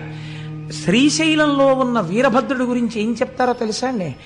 రక్త సంబంధమైనటువంటి వ్యాధులు శరీరంలో పొటమరిస్తే అటువంటి వారు శ్రీశైల క్షేత్రంలో ఉన్న వీరభద్ర స్వరూపం దగ్గర కూర్చుని ప్రతిరోజు 1 గంట సేపు శివనామాలు చెప్పుకొని కొద్ది రోజులు అక్కడ ఉండి వస్తే ఆ వ్యాధులు నయమైనటువంటి సందర్భాలు ఎన్నో ఉన్నాయి.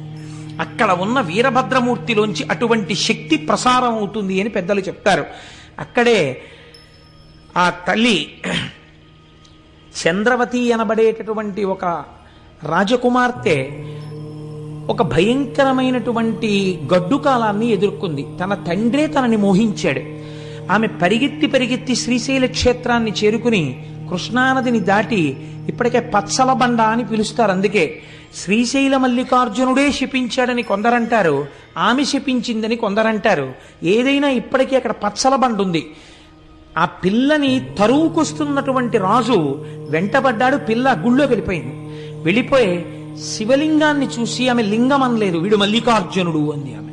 అని ఆవిడ ఏం చేసిందంటే చేతిలో మల్లెపూల దండ తీసి చేత్తో పట్టుకుని ఈ మల్లెపూల దండ సిగకి చుట్టుకుని, మల్లికార్జున నేను నీకు ఇవ్వగలిగింది ఇదే, ఇది నీ సిగకి చుట్టుకుని నన్ను కాపాడు అంది.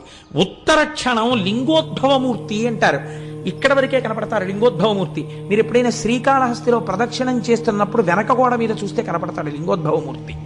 ఎప్పుడైనా శివాలయాల్లో పెద్ద పెద్ద గుళ్ళకి వెళ్ళినప్పుడు జాగ్రత్తగా చూడండి, ఉంటారు లింగోద్భవమూర్తి.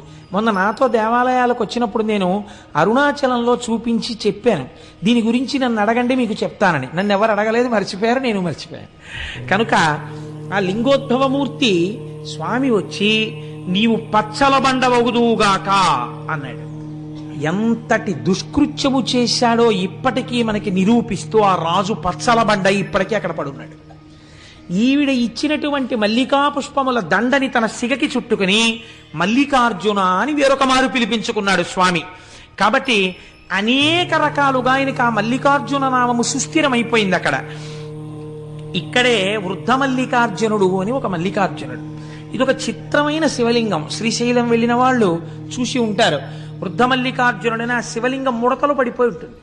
బాగా జర్జరీభూతమైన శరీరం ఎలా ముడతలు పడిపోతుందో అలా ముడతలు పడిపోయి ఉంటుంది. ఆ ముడతలు కూడా చూడండి బాగా ముసీలి వాళ్ళు అయిపోయిన తర్వాత రక్తం తగ్గిపోతుంది శరీరంలో. ఆ ముడతలు ఇలా దగ్గరగా వచ్చేసి ఉంటాయి. ఈ దగ్గరగా వచ్చేసిన ముడతల దగ్గరికి వెళ్ళి ఇలా మీరు ఎత్తి పట్టుకుని ఇలా అంటే అది అలా నించుంటుంది. ఆ ముడత ఇంకొంచెం యువతలు ఇలా అంటే ఇలా నించుంటుంది, ఇలా నించుంటే ఇలా నించుంటుంది, ఇటుపక్క ఇలా నించో పెడితే ఇలా నించుంటుంది, ఓ 7 అంకెలా నించుంటుంది. మా అమ్మ బాగా వృద్ధురాలు అయిపోయినప్పుడు నేను మా అమ్మ చేయి పట్టుకుని ఆడుకుంటుండేవాడిని. అమ్మ ఇదిగో చూసావా ఎలా నిలబడుతోందో అని. తల్లే కదండి, ఏమిటి నాన్న అని ఇలా అనేది పాపం ఆవిడ. కాబట్టి అలా ముడతలు పడిపోయినటువంటి శరీరం ఎలా ఉంటుందో వృద్ధ మల్లికార్జునుడు కూడా అలాగే ముడతలు పడిపోయి ఉంటాడు. ఈ మల్లికార్జునుడు ఎప్పుడు వెలిశాడు అని మీరు అడిగారు అనుకోండి, దానికి సాధికారికంగా ఏమీ చెప్పరు. కానీ అసలు అక్కడ జరిగినటువంటి విచిత్రం ఒకటి ఉంది. మహీశూర మహారాజు అని ఒక మహారాజు గారు ఉండేవారు. ఆయనకు ఒక కుమార్తె ఉండేది. ఆమె శంకరుడి యొక్క సౌందర్యాన్ని ఉపాసన చేసింది. శంకర సౌందర్యం అంటే మాటలు కాదు. ఈశ్వరుడు భర్తగా కావాలని ఎవరు ప్రకటన చేయరు. కారణం ఏంటంటే సాధారణంగా తండ్రిగా ఉపాసన చేస్తారు ఆయన్ని. కాబట్టి ఆమె శివుణ్ణి మోహించింది. ఏమందగాడంది ఆవిడే. నాకు అలాంటి భర్త కావాలని. చూద్దాం ఏం చేస్తుందో ఈ పిల్లని. శంకరుడు కల్లోకి వచ్చాడు. మీరు విందురు కానీ ఎదరు అసలు శివస్వరూపం అంటే ఎలా ఉంటుందో చూద్దురు కానీ. అందం పార్వతీ కళ్యాణంలో వస్తుంది, అప్పుడు అవధరిద్దురు కానీ. కనుక ఆయన ప్రత్యక్షమై అన్నాడు, నీకు నన్ను వివాహం చేసుకోవాలనుంటే శ్రీగిరి పర్వతం మీద ఉన్నటువంటి తెల్లమద్ది చెట్టు కింద ఉన్న మల్లె పొదలో ఉన్నాను, రా నిన్ను వివాహం ఆడతానన్నాడు. ఆడపిల్ల కదా, కన్య కదా, వస్తుందా చూద్దామని ఆమె ఒక్కతే వచ్చేసి ఆ చెట్టుని పొదని వెతుకుతోంది. పార్వతీదేవంది, లోకంలో జగత పితరవు వందే పార్వతీ పరమేశ్వరవు అని చెప్తారు, ఈ బుద్ధి ఎప్పటి నుంచి వచ్చింది మీకు అని. అంటే ఆయన అన్నాడు, కాదు ఆమె నన్ను అంత భక్తితో ఆరాధన చేసింది. ఇక్కడ వివాహం అనగా నేను ఆవిడ్ని నాలోకి తీసుకోవడం. అంటే అమ్మవారంది, ఓహో అందుకే వివాహం చేసుకుంటానని మాట ఇచ్చారా, అంత భక్తి ఉందా ఉపాసనలో అంది. అంటే నిజంగా అమ్మవారికి తెలియక కాదు, లోకానికి చెప్పడం కోసం ఆ పిల్ల భక్తిని. అంటే శంకరుడు అన్నాడు, చూపిస్తాను చూడు ఎంత భక్తి తత్పర్రాలో అని. వెంటనే ఒక 96 సంవత్సరముల వృద్ధుడుగా మారిపోయాడు. వృద్ధుడిగా ఉన్నప్పుడు మరీ అందంగా ఉంటాడు మా స్వామి. చంద్రశేఖర పరమాచార్య స్వామి వారిలో ఉంటాడు. ఆ అందం వేరు కదండి. సత్యదండం చేత్తో పట్టుకుని ముడతలు పడిపోయిన శరీరంతో కడుపిలా అక్కలించుకుపోయి ఇలా నరాలు పైకి తేలిపోయిన చేత్తో ఒక కన్ను గాజు కన్నులు అయిపోయి ఒక్క కన్ను మాత్రం ఇలా లోపలికి వెళ్ళిపోయి ఇలా మోకాళ్ళు కూడా కనపడుతూ ఇలా గొంతు కూర్చుని సత్యదండం పట్టుకుని కంచికామకోటి పీఠానికి వెడితే ఇప్పటికీ అక్కడ కనపడుతుంది వ్యాక్సీ స్టాట్యూ పరమాచార్య స్వామిది. చూడగానే మనసు పులకరిస్తుంది, ప్రణిపాతం చెయ్యాలనిపిస్తుంది, ఆయనే కూర్చున్నారేమో అనిపిస్తుంది. అప్పుడు ఆయనలో మీరు చూసేటటువంటి తేజపూర్వక సౌందర్యం వేరు కదా. కాబట్టి ఆయన్ని చూసి ఆవిడంది, ఎవరి కోసం వెతుకుతున్నావు పిల్ల అన్నాడు ఆయన. శివుడి కోసం వెతుకుతున్నాను అంది ఆవిడ. నేనే శివుణ్ణి అన్నాడు. నువ్వే శివుడవా, నిన్నే భర్తగా కావాలని నేను ఉపాసన చేశాను అంది. ఇంత వృద్ధుణ్ణి కదా పెళ్ళాడతావా అన్నాడు. నువ్వు వృద్ధుడవో యవ్వనంలో ఉన్నవాడవో నాకు తెలుసు తండ్రి, నాకు భర్త నువ్వే, వేరొకడిని భర్తగా నేను లోకంలో అంగీకరించలేనంది. అంటే ఆవిడకి కావలసింది ఆయనలో ఐక్యం అవడం. చూశావా పార్వతి, ఈమె భక్తి, ఈమెని నాలో ఐక్యం చేసుకుంటున్నానని ఐక్యం చేసుకుని ఈ పిల్లని స్మరించి ఇటువంటి భక్తి తత్పరురాలి కోసం సృష్టిలో లేని విధంగా ముడతలు పడిపోయిన శివలింగం వృద్ధమల్లికార్జున లింగం అని తలుచుకున్న వాళ్ళని పొంగిపోతూ నేను చూస్తాను అని వృద్ధమల్లికార్జునుడై వెలిశాడు. అందుకే అక్కడ ఇప్పుడు కళ్యాణాలు చేస్తున్నారు. కనుక ఎన్ని విశేషాలండి శ్రీశైలం అంటే, ఒకటా రెండా? ఇన్ని విశేషాలతో కూడుకున్నటువంటి క్షేత్రము ఆ క్షేత్రం. ఈ క్షేత్రంలోనే శంకర భగవత్పాదాచార్య స్వామి వారు శ్రీశైల పర్వత శిఖరం మీద ఉండగా ఒక కాపాలికుడు వచ్చి అడిగాడు, మీ శిరస్సు కావాలి నాకని. నా శిరస్సే కదా తీసుకుందువు కానీ నా శిరస్సు నువ్వు తీసుకుంటే నాకు బాధ లేదు, నా శిష్యులు బాధపడతారు. ఎందుకనంటే గురువుగారు శరీరంలో ఉండాలని కోరుకోవలసిన వాళ్ళు శిష్యులు. గురువుకి ఆ శరీరం ఉన్నా లేకపోయినా బాధ లేదు. కాబట్టి నా శిష్యులు ప్రొద్దునే పాతాళగంగ దగ్గరికి వెడతారు నమస్కరించడానికి. వాళ్ళు పాతాళగంగ దగ్గరికి వెళ్ళినప్పుడు నువ్వు రా, వచ్చి నేను ధ్యానం చేసుకుంటూ ఉంటాను, నా శిరస్సు ఉత్తరించి పట్టుకెళ్ళన్నారు. ఆ కాపాలికుడు వచ్చి ధ్యానం చేసుకుంటున్న శంకరాచార్యుల వారి శిరస్సును ఉత్తరించడం కోసమని చేతిలో ఉన్నటువంటి కత్తి పైకెత్తినటువంటి సమయంలో స్నానం చేస్తున్న పద్మపాదాచార్యుల వారికి ఏదో అమంగళం గోచరించింది, గురువు గారికి ఏదో పొరపాటు జరుగుతోందని. వెంటనే ఇక్కడి నుంచి పరిగెత్తి వెళ్ళడం కుదరదని ఆయన నరసింహ మంత్రోపాసన చేశారు. ఎక్కడి నుంచి వచ్చాడో మహానుభావుడు నరసింహుడు గబగబా వచ్చి కత్తినెత్తినటువంటి కాపాలికుడి శిరస్సుని త్రుంచి అవతల పారేసి నిలబడ్డాడు. ఆ తేజోమూర్తిని శంకరాచార్యుల వారు నరసింహ స్తోత్రంతో ప్రార్థన చేశారు. నరసింహస్వామి దర్శనం ఇచ్చినటువంటి క్షేత్రం శ్రీశైల క్షేత్రం. శివకేశవ అభేదంగా శంకర భగవత్పాదులు రక్షింపబడినటువంటి క్షేత్రం శ్రీశైల క్షేత్రం. జగద్గురువులను రక్షించుకున్న కొండ, నేనున్న తెలుగునాట ఉన్న కొండ. ఎంత పొంగిపోవాలండి, మనమున్న తెలుగునాట ఉన్న కొండ కదా. ఆనందంలో అటువంటి స్వార్థపూరితమైన వాక్కు వస్తూ ఉంటుంది. కనుక ఎన్ని రకాలుగానో ఆ శ్రీశైలం శ్రీశైలమే. చిత్రం ఏమిటో తెలుసా అండి, అక్కడ ప్రవహించేటటువంటి కృష్ణానదిని కృష్ణానది అని పిలవరు. దానికి ఏమని పేరు? ఎక్కడ వితుక్కునొచ్చిందో, ఎక్కడ విజయవాడ, ఎక్కడ శ్రీశైలం, ఎక్కడ శ్రీగిరి, ఆ పర్వతాలలో ఎక్కడో ఆ మధ్యలో ఉన్నటువంటి ఆ పర్వత శిఖరాన్ని పాము ఎలా చుట్టుకుంటుందో అలా చుట్టుకుంటుంది కృష్ణానది. నల్లటి నది ప్రవహిస్తే దాన్ని ఏమని పిలుస్తారో తెలుసా అండి? శివుణ్ణి విడిచిపెట్టి ఉండలేక ఇంత పరమపావనమైనటువంటి స్థానము కనుక ఇక్కడ కూడా భక్తుల పాపములను తొలగతొయ్యడం కోసమని ఉత్తరమున ఉన్నటువంటి గంగ దక్షిణమునకే వచ్చి కృష్ణ పేరుతో అక్కడ ప్రవహించింది కాబట్టి దాన్ని పాతాళ గంగా అని పిలుస్తారు. కృష్ణా ప్రవాహము అని పిలవరు అక్కడ. అందుకే స్నానం చేసినప్పుడు కూడా పాతాళ గంగా జలమజ్జన నిర్మలాంగా భస్మ త్రిపుండ్ర సమలంకృత పాలభాగా గాయంతి దేవము నిభక్త జనాభవంతం శ్రీమల్లికార్జున విభో తవ సుప్రభాతం. తెల్లవారుజామున చూడాలండి అందం. నిజంగా శ్రీశైల క్షేత్రంలో ఎటువంటి వాళ్ళు కూడా సుప్రభాతం విందామని 3 అయ్యేటప్పటికి లేచిపోయి కార్లు జీపులు పెట్టుకుని ఆ పాతాళగంగ దగ్గరికి వెళ్ళి ఆ మెట్లన్నీ దిగిపోయి ఆ పాతాళగంగలో చక్క ఇలా తేలిపోతూ స్నానాలు చేసేసి మళ్ళీ సుప్రభాతం పాడేస్తారని ఇలా నుదుట విభూతి రేఖలు పెట్టేసుకుని ఇంతంత బొట్లు పెట్టేసుకుని హరహర మహాదేవ శంభో శంకర సాంబ సదాశివ అంటూ గబగబా వెళ్ళిపోయి ఆ పెద్ద పెద్ద గేట్లు లోపలికి ఎడుతున్నప్పుడు 2 పక్కల ఇలా క్యూలు నడవడం కోసమని ఏర్పాటు చేసినటువంటి ప్రాకారాలు లాంటివి ఉంటాయి. అందులో అక్కర్లేకుండా మీరు హాయిగా రాజద్వారం దగ్గరికి వెళ్ళిపోతే ఓ నల్లటి ఆవు, ఎద్దు, దూడ తీసుకొస్తారు. ఎంతమంది జనం ఉండనివ్వండి. చిత్రం ఏమిటో తెలుసా అండి, నాతో వచ్చిన వాళ్ళు చూశారు. అప్పుడు ఆ ఆవు, దూడ, ఎద్దు మేము స్వామివారి సొత్తు, మమ్మల్ని అడ్డగించడం ఏమిటి అన్నట్టు ఎవ్వరూ ఉండరు. కట్టిప్పి వెళ్ళిపోతారు. అవి ఎక్కడి నుంచి వస్తాయో తెలియదు. చక్కగా ఇలా తల్లాడించుకుంటూ ఠాంగ్ ఠాంగ్ గంటలు మోగించుకుంటూ తిన్నగా వెళ్ళిపోయి మల్లికార్జున స్వామి వారి రాజద్వారం దగ్గరికి వెళ్ళి నిలబడతాయి. నిలబడితే ఇలా తలుపులు తీయగానే చక్కగా లోపలికెళ్ళి మీరు ఇలా లోపలికి వెళ్ళగానే ఆలయంలో కుడి చేతి పక్కన పెద్ద స్వరూపంతో శనగల బసవన్న ఉంటారు. ఆయనే కలియుగాంతమునందు లేచి రంకె వేస్తాడు. రంకె వెయ్యగానే కృష్ణానది పైకి లేచి విజయవాడలో కనకదుర్గమ్మ యొక్క ముక్కు నత్తుని తాకుతుంది అని ప్రమాణం. ఆ శనగల బసవన్న ఉంటారు, పెద్ద బసవయ్య.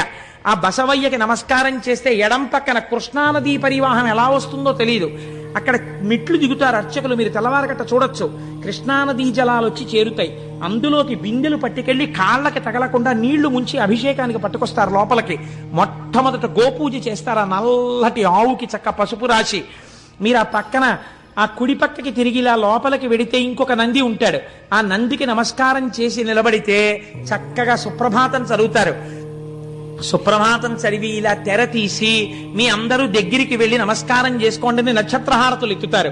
ఆ నక్షత్రహారతిలో ప్రకాశించిపోతున్న శివలింగాన్ని చూస్తూ జయ జయ జయ జయ శంభో జంభవిత్ పూర్వదేవ ప్రణత పద సరోజద్వంద్వ నిర్ద్వంద్వ బంధో జయ జయ జయ జన్మస్థేమ సంహారకార ప్రణయ సగుణ మూర్తే పాలయాత్మాం ప్రసన్నాం వధూ ముఖం వల్గ తపాంగ రేఖం అఖండితానందకర ప్రసాదం విలోకయన్ విస్ఫురదత్మభావ సమే గతి శ్రీగిరి సార్వభౌమ కురంగపాణి కరుణావలోక సురోత్తమశ్చంద్రకళావతంస వధూ సహాయ సకలేష్టదాత భవిత్యసౌ శ్రీగిరి భాగ్యరాశి అని స్తోత్రం చేసుకుంటూ మీరు ఆయన్ని నమస్కారం చేసి ఇలా కుడి పక్కకి వెళ్ళి ఎడం పక్కకి తిరిగితే వీరభద్రుడు కనబడతాడు. ఆ వీరభద్రుడికి నమస్కారం చేసి ఆ ఇనప కచ్చడంలోంచి బయటికి వెడితే ధర్మరాజు, భీముడు, అర్జునుడు, నకులుడు, సహదేవుడు వాళ్ళందరూ అరణ్యవాసం చేసేటప్పుడు శ్రీశైలంలో ప్రతిష్ఠ చేసిన లింగాలు సజ్జోజాత, అఘోర, తత్పురుష, వామదేవ, ఈశానములన్న పేరుతో 5 శివలింగాలు ఉంటాయి. అది దాటి మీరు ఇలా కుడి పక్కకి వెడితే తూర్పున మీరు ప్రవేశించినది కృష్ణదేవరాయల వారు నిర్మించినటువంటి గోపురం. దక్షిణానికి తిరగగానే హరిహరరాయలు నిర్మించినటువంటి గోపురం కనబడుతుంది. దీపాలు పెట్టే వాళ్ళందరినీ అక్కడే దీపాలు పెట్టమంటారు. మీరు అక్కడి నుంచి మళ్ళీ ఇలా తిరిగి ముందుకొస్తే త్రిఫల వృక్షం అని పెద్ద వృక్షం ఒకటి ఉండేది. మేడి, జువ్వి, దాంతోపాటు రావి 3 కలిసి పెరిగినటువంటి చెట్టు. 2000 సంవత్సరంలో 4000 సంవత్సరంలో బతికింది ఆ చెట్టు. చెట్టుకు పెద్ద అరుగులు కట్టుంటాయి. చక్క అరుగు మీద ఒక గడియ కూర్చుని కుడి పక్కకి తిరిగితే వృద్ధమల్లికార్జునుడు కనబడతాడు. ఇలా వెనక్కి తిరిగితే రాజరాజేశ్వర దేవాలయం, పక్కనే అమ్మవారి దేవాలయం ఉంటాయి. ఇవి చూసి మీరు మళ్ళీ ఇటు వచ్చి ఇలా ముందుకెడితే ఆ మెట్లెక్కి పైకెక్కితే అమ్మవారి దేవాలయం కనబడుతుంది. అమ్మవారి దేవాలయం లోపలికి వెడితే మీరు ఇలా తూర్పుగా వెడితే ఇలా దక్షిణంగా లోపలికి వదులుతారు. వెళ్ళి అమ్మవారిని దర్శనం చేసుకుని మీరు అలా దక్షిణంగా ఇలా అమ్మవారిని చూస్తూ ఇలా వంగి చూడాలి. ఇలా చిన్న ద్వారంలో ఉంటుంది అమ్మవారు. ఇలా వంగి అమ్మవారిని దగ్గరగా చూస్తూ పొంగిపోతూ దాటి అవతల పక్కకి వెళ్ళి శ్రీచక్రం దగ్గర కూర్చుని కుంకుమార్చన చేసుకుని ఆ పక్కనే ఉన్న చండీయాగం చేసేటటువంటి శాల దగ్గరికి వెళ్ళి ఆ అగ్నిహోత్రంలోంచి వస్తున్నటువంటి ధూమాన్ని పీల్చి కిందకి దిగి కుడి పక్కకి తిరిగితే అనగా ఉత్తరం వైపుకి తిరిగితే ఉత్తరాన శివాజీ గోపురం ఉంది. ఆ శివాజీ గోపురం దగ్గరికి వెడితే పెద్ద కళ్యాణ మంటపం, అక్కడే నందనవనం అని పుష్పవాటికి ఉంటుంది. ఆ వనంలోని సుబ్రహ్మణ్యేశ్వర స్వామి నెమలితో ఉంటారు అక్కడ. ఆ మెట్లెక్కితే రుద్రాక్షలవి అమ్ముతూ ఉంటారు కుడి పక్కన. ఆ లోపలికి వెడితే పెద్ద కళ్యాణ మంటపం కనబడుతుంది. అక్కడ చిత్రం ఏమిటంటే శివాజీ మహారాజు హిందూ రాజ్యాన్ని స్థాపించడం కోసమని అమ్మవారిని అక్కడికి వెళ్లి ప్రార్థన చేశాడు. శివాజీ గోపురం మీద ఇప్పటికీ చెక్కబడి ఉంటుంది. భవానీమాత భ్రమరాంబికాదేవి ప్రత్యక్షమై ఈ చంద్రహాసాన్ని చేత పట్టుకో, ఇంక నీకు ఎదురు లేదని అమ్మవారు అనుగ్రహించి చంద్రహాసాన్ని బహూకరించింది. ఆ కత్తి చేత పట్టుకునే మహానుభావుడు హిందూ ధర్మ సామ్రాజ్యాన్ని స్థాపించాడు. అందుకే ఛత్రపతి శివాజీ జీవితంలో మీరు ఒక నియమం గమనించి ఉంటారు. పరస్త్రీలు ఒకవేళ పరాయి సైనికుల యొక్క భార్యలు తనకి బందీలుగా దొరికితే గాజులు, పువ్వులు, పసుపు, కుంకమిచ్చి అమ్మవారి ప్రతి గృహిణిగా ఉన్నది అమ్మవారే అని వాళ్ళందరికీ పసుపు కుంకాలు తన చేతులతో పెట్టి పల్లకీకి డేరాలు కట్టి ఎవ్వరికీ కనపడకుండా తన సైనికులతో మోయించి శత్రుస్థావరాలకు పంపించేసేవాడు తప్ప ఎన్నడూ ఎంత అందగత్తె అయినా పరకాంత వంక చూసినవాడు కాడు. రోషనార్ నవల చదివితే మీకు అర్థమవుతుంది. అంతటి మహానుభావుడు శివాజీ అంటే. అటువంటి శివాజీ మహారాజ్ ఆవుని పూజించాడు. అటువంటి శివాజీకి ప్రత్యక్షమై భవానీమాత ఖడ్గం ఇచ్చినది అక్కడే. ఇప్పటికీ శివాజీ స్ఫూర్తి కేంద్రం అని ఇప్పుడు కొత్తగా పెట్టారు శ్రీశైలంలో. శివాజీ స్ఫూర్తి కేంద్రం అని మీరు అక్కడికి వెడితే చూడవచ్చు. ఎన్ని వైభవాలండి ఆ శ్రీశైలం. ఆ భ్రమరాంబిక అమ్మవారి దర్శనం చేసుకుని కిందకొచ్చి ఆ విశాలమైన ప్రాంగణం దగ్గర కుడి చేతి పక్కన కార్యాలయం ఉంటుంది, ఆఫీస్, ఎగ్జిక్యూటివ్ ఆఫీసర్ గారిది. మీరు అక్కడ కూర్చుని పిల్లలతోటి ఒక్కసారి అలా ప్రాకారం మీదకి చూశారనుకోండి, ఇటు తిరిగి ఒక నంది, ఇటు తిరిగి ఒక నంది, అటు తిరిగి ఒక నంది, ఇటు తిరిగి ఒక నంది, ఒకే నందికి ఇటుక తల. నందులన్నీ మీటింగ్ పెట్టుకున్నాయా అనిపిస్తుంది. అయ్యవారి ప్రాకారం నిండా నందులు, అమ్మవారి ప్రాకారం నిండా సింహాలు. అన్ని సింహాలు నందుల్ని చూస్తుంటాయి, ఇన్ని నందులు సింహాలని చూస్తుంటాయి. మీరు మేము చుట్టాలం, అమ్మవారికి అయ్యవారికి సేవకులమని భయం లేకుండా ఉంటాయి రెండు ప్రాకారాల మీద. అంత పరమ పవిత్రమైన ప్రదేశంలో కూర్చుని 4 పులిహార ప్యాకెట్లు కొనుక్కుని మీ అబ్బాయి మీ అమ్మాయి భార్య పంచుకుని చక్కగా నోట్లో వేసుకుని కాసేపు అక్కడ కూర్చుని, నాన్న మనందరం కలిసి భ్రమరాంబికాష్టకం చదువుకుందాం, చదవండని రవి సుధాకర వన్నిలోచన రత్నకుండల భూషిణి అని భ్రమరాంబికాష్టకం చేసుకుని అక్కడ ఉన్నటువంటి మల్లికార్జునుడి మీద ప్రపత్తి చేసి, శరణం తరుణేందు శేఖర శరణం మే గిరిరాజ కన్యక శరణం పునరేవతావుభౌ శరణం నాణ్యదుపైమి దైవతం అని మీరు ఇలా విభూతి రేఖలు పెట్టుకుని బొట్టు పెట్టుకుని చక్కగా బయటికి వచ్చారనుకోండి, అభిషేకం చేసుకుని ఆ మల్లన్నని గట్టిగా పట్టుకుని ఆయన మీద నీళ్లు పోసి విభూతి జలాలు పోసి తేనె పోసి మారేడు దళాలేసి ఆ శివలింగాన్ని ఇలా ఇలా ఇలా ఇలా ముట్టేసుకుని ఇలా ఇలా అంటుంటే చల్లగా ఆయన చేతులకు తగులుతుంటే మీ దగ్గర కొంచెం గంధం తెచ్చుకున్నానండి రాస్తానంటే రాసేయండి అంటారు వాళ్ళు. ఇంత విభూతి రాసేసి ఇంత గంధం అద్దేసి ఇంత బొట్టు తీసి పెట్టేసి 4 మారేడాకులు వేసేసి 4 పువ్వులు వేసేసి మళ్ళీ ఓసారి తల కొట్టేసుకుని ఆ విభూతి ఆ కుంకం ఇవన్నీ అంటుకుపోతాయి. బయటకు వచ్చిన తర్వాత నాన్నగారండి మీ ముఖం నిండా విభూతి కుంకం ఏంటి అలా ఉండని అమ్మ కాసేపు, అది మల్లికార్జున ప్రసాదం అని కాటేజీకి వెళ్ళిన తర్వాత అప్పుడు మొహం కడుక్కుని చక్కగా మీరు పిల్లలతో భార్యతో కూర్చుంటే ఎంత గొప్ప క్షణాలండి అవి. మనం మానసికంగా శ్రీశైలం వెళ్ళిరాలా, వెళ్ళొచ్చాం మనం. కనుక మన పెద్దలు అందుకే ఒక ప్రయత్నం చేస్తుండేవారు, ఎక్కడికి వెళ్ళినా వెళ్ళకపోయినా మానసికంగా మాత్రం తప్పకుండా శ్రీశైలం వెళ్ళొస్తుండేవారు. నేను ఎప్పుడో నా చిన్నతనంలో బహుశా నేను ఏ 5వ క్లాసో చదువుకుంటున్నటువంటి రోజులు అయ్యి ఉంటాయి అవి. తెల్లవారకట్ట లేచి చదువుకోమనేవారు ఇంట్లో, అంటే లేచి చదువుకునేవాడిని. చదువుకునే రోజుల్లో మా అమ్మమ్మ గారు ఉండేది, ఆవిడ శ్రీశైల రగడ అని ఒకటి చదువుతుండేది. అది ఆవిడ మానసికంగా శ్రీశైలం వెళ్ళిపోయాడు. ఆవిడ మొహం కడుక్కొచ్చి కాఫీ కూడా తాగేది కాదు, బాగా పెద్దదైపోయింది అప్పటికే. ఆవిడ కూర్చుని ఆవిడ శ్రీశైల రగడ చదివేది కళ్ళు మూసుకుని, తాను శ్రీశైలం మానసికంగా వెళ్ళిపోయేది ఆవిడ. నేను ఇక్కడ సోషల్ చదువుకోవడానికో సైన్స్ చదువుకోవడానికో కూర్చునేవాడిని, కానీ అమ్మమ్మ శ్రీశైల రగడ మొదలు పెట్టగానే నా మనస్సు శ్రీశైల రగడ మీదకి వెళ్ళిపోయేది. అది అయిపోయే వరకు సోషలు లేదు సైన్సు లేదు, 0 కట్టి పెట్టేసి అది విని తర్వాత చదువుకునేవాడిని, అది వేరే విషయం అనుకోండి. ఆ శ్రీశైల రగడ అప్పుడు ఎప్పుడో నేను విన్నది, దాని కర్త ఎవరో కూడా నాకు తెలియదు, కానీ నాకు జ్ఞాపకం ఉన్నంతలో ఆ రోజుల్లో మానసికంగా వెళ్ళి శ్రీశైలాన్ని ఎలా దర్శనం చేసేవారో, ఎలా కూర్చునేవారో, ఎలా యోగనిష్టలో ప్రవేశించేవారో, ఎలా లోపలే నాదాన్ని వినేవారో అన్నిటినీ మానసికంగా వర్ణన చేశారు. చిత్రం ఏమిటో తెలుసా అండి, ఆ శ్రీశైల మానసిక దర్శనానికి వెళ్ళేటప్పుడు ఒక్కడూ వెళ్ళడం కాదు, తనతో పాటుగా తన భార్యని కూడా తీసుకుని వెళ్ళేవారు. ఎలా? టికెట్ పెట్టి కాదు, మానసికంగా వెళ్ళిపోయేవారు. ఎంత చిత్రంగా ఉంటుందో మీరు ఒక్కసారి అవధరించండి.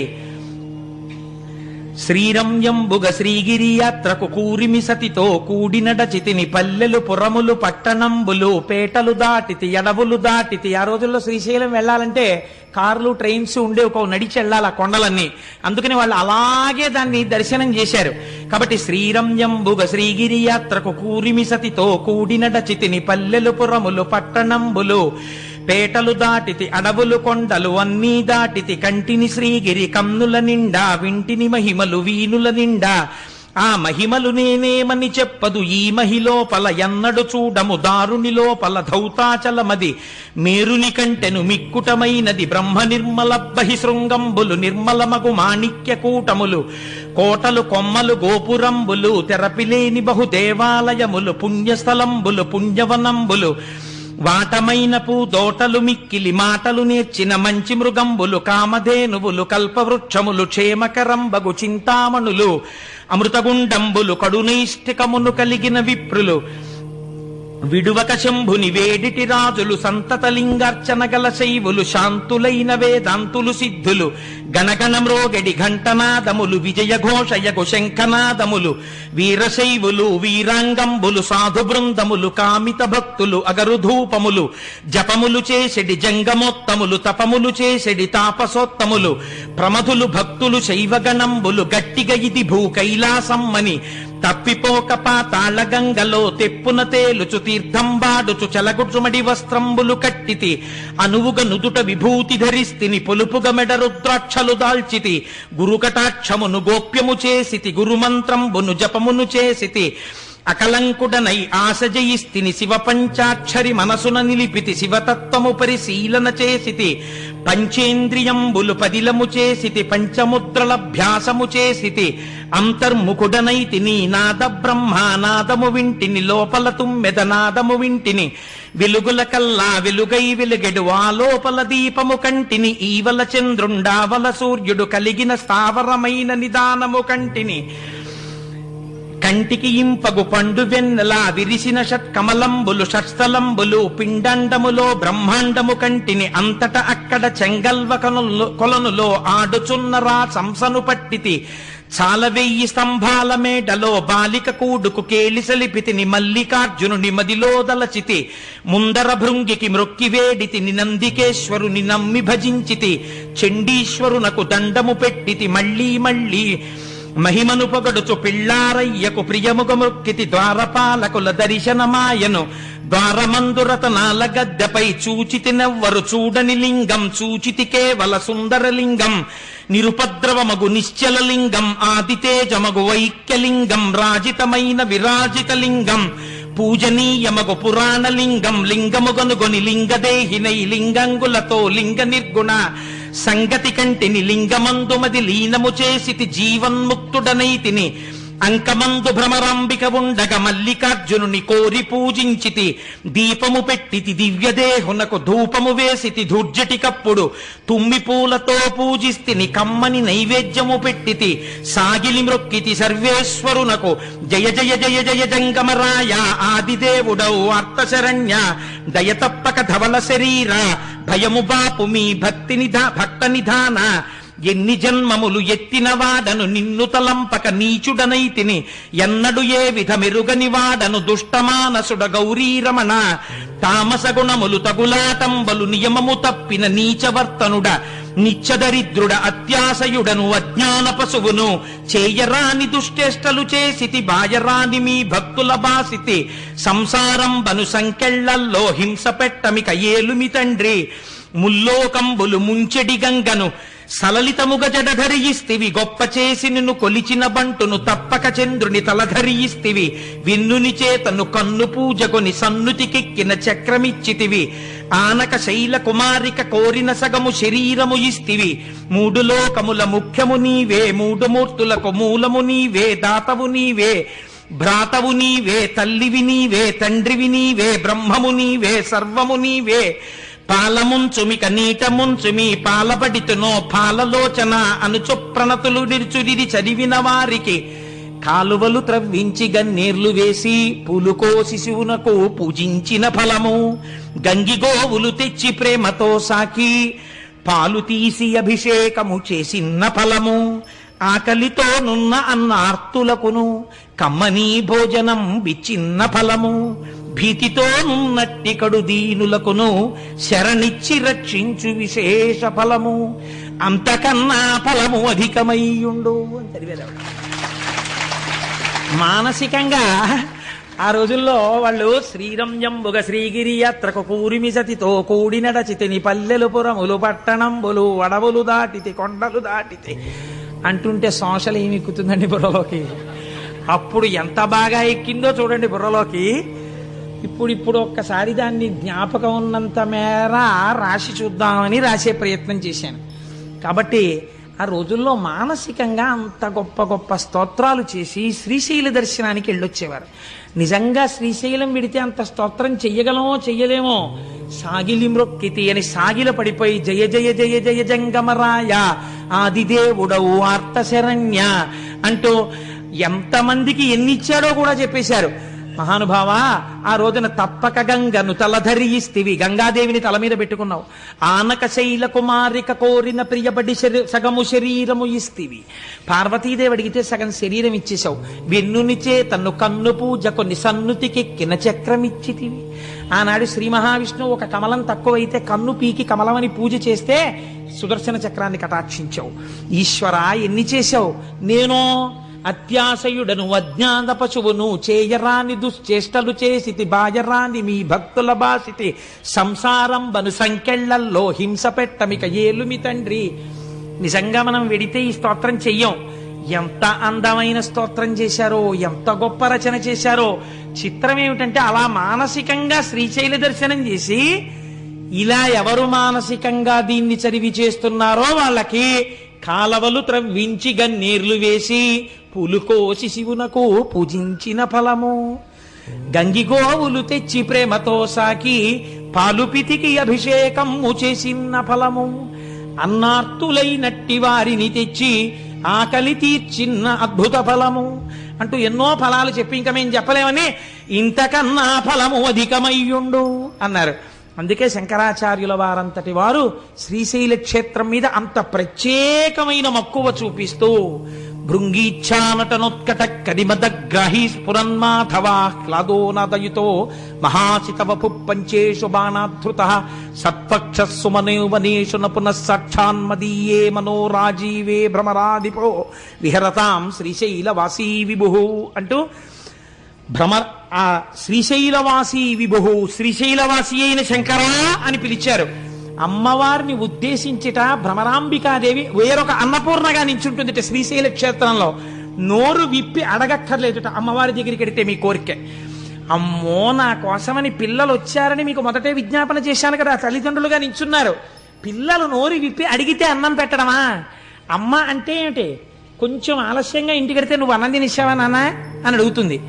అమ్మ అంటేనే కడుపు తడవడం. అమ్మకి ఏమొచ్చు అంటే కడుపు నిండా అన్నం పెట్టడం వచ్చు. చూడండి, ఎంత చదువుకున్నది అవనివ్వండి, ఎంత పెద్ద ఉద్యోగం చేస్తున్నది అవనివ్వండి, నేను సాధారణంగా ఒక మాట వింటూ ఉంటాను. ఏమిటమ్మా అన్ని చేస్తున్నారు అని అడిగారు అనుకోండి, మీరు ఎవరింటికన్నా వెళ్ళినప్పుడు, మా అమ్మాయి వస్తోంది కదండి అందుకని జంతికలు, అరిసెలు, చక్కెర పొంగళ్ళు ఏదో లేకపోతే ఇవన్నీ చేస్తున్నానంటారు. కన్న తల్లికున్న గొప్ప లక్షణం ఏమిటో తెలుసా అండి? మంచి 5,000 రూపాయలు ఇంత బార్డర్ ఉన్న చీర పెట్టి పంపించేది. తండ్రి అయితే అల్లుడు గారి మర్యాద కోసం, అల్లుడు గారు రేపు మనం అన్నవరం పెడదామని ఏసీ కారు పెడతాడేమో. కానీ తల్లి అలా కాదు. మా అమ్మాయికి ఇది ఇష్టమయ్యా అని చెప్పి ప్రేమ మీర వండి, ఏమిటే అలా తింటున్నావు, కూర వండితే ఎలా తినేదనివే, అలా తినకూడదే నిలబడి అంటే కూడా నాన్నగారు చూస్తారు గట్టిగా అనకో అని చెప్పి క్యారేజీ తీసేసి నేను పక్క పెడుతుంటే ఇలా తినేసేదానివి, ఏమిటే ఇలా తింటున్నావు అంటుంది. కడుపు తడుగుతుంది అమ్మ. అమ్మకి అన్నం పెట్టడం అంటే ఎంత ఇష్టం. అమ్మ చేతి అన్నం తినడం జీవితంలో మహాభాగ్యం. కనుక అలాగే వర్ణించారు భ్రమరాంబికాదేవిని. ఉభౌ దర్వీ కుంభౌ మణిగణక సంభావిత గుణౌ తథానా పాణిభ్యామృతర సమృష్టాన్న కలితౌ కళాఢ్యా కళ్యాణీ కలిత సదనా శ్రీగిరశిశరసస్యసౌ ప్రామర్యం వా రచయితుమదిష్టార్థ విభవం. ఒక చేత్తో బంగారు పాత్ర పట్టుకుని పాయసంతో, కుడి చేత్తో మణిగణఖచితమైన తెడ్డు పట్టుకుని ఉంటుంది అమ్మవారు. ఇలా తీసి ఇలా పెట్టేస్తుంది. అమ్మవారికి అత్యంత ఇష్టం ఏమిటో తెలుసా అండి? ఆవిడ 5వ తనమే. అందుకే అమ్మవారి బొట్టు గురించి స్తోత్రం చేస్తారు. కస్తూరి తిలకంచితేందు విలసత్ప్రోద్భాసి పాలస్థలీం కర్పూర ద్రవమిశ్ర చూర్ణ కపురామోదోల్ల సద్వీటికాం లోలాపాంగతరంగతైరితి కృపాసారైర్నతానందినీం శ్రీశైలస్థలవాసినీం భగవతీం శ్రీమాతరం భావయే. శ్రీనాథధృత పాలిత త్రిభువనాం శ్రీచక్ర సంచారిణీం గానాసక్త మనోజ్ఞ యవ్వనల సద్గంధర్వ కన్యావృతాం దీనానామతివేల భాగ్యజననీం దివ్యాంబరాలంకృతాం శ్రీశైలస్థలవాసినీం భగవతీం శ్రీమాతరం భావయే. ఆవిడ దీనానామతివేల భాగ్యజననీం, దీనులైన వాళ్ళని రక్షించడానికి సిద్ధంగా ఉంటుంది అమ్మ. అంత పరమపావనమైన క్షేత్రం శ్రీశైల క్షేత్రం. ఇంకిప్పుడు నేను ఉజ్జయిని గురించి మొదలు పెడితే అసలు ఆ ఉజ్జయిన్ అన్న నామమే అవంతిక. అవంతిక అంటేనే అమ్మవారి పేరు.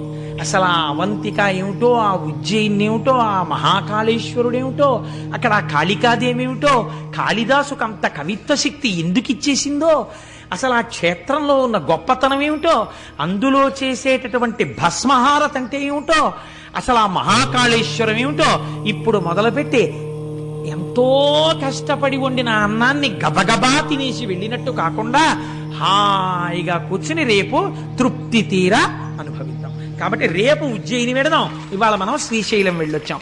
మంగళ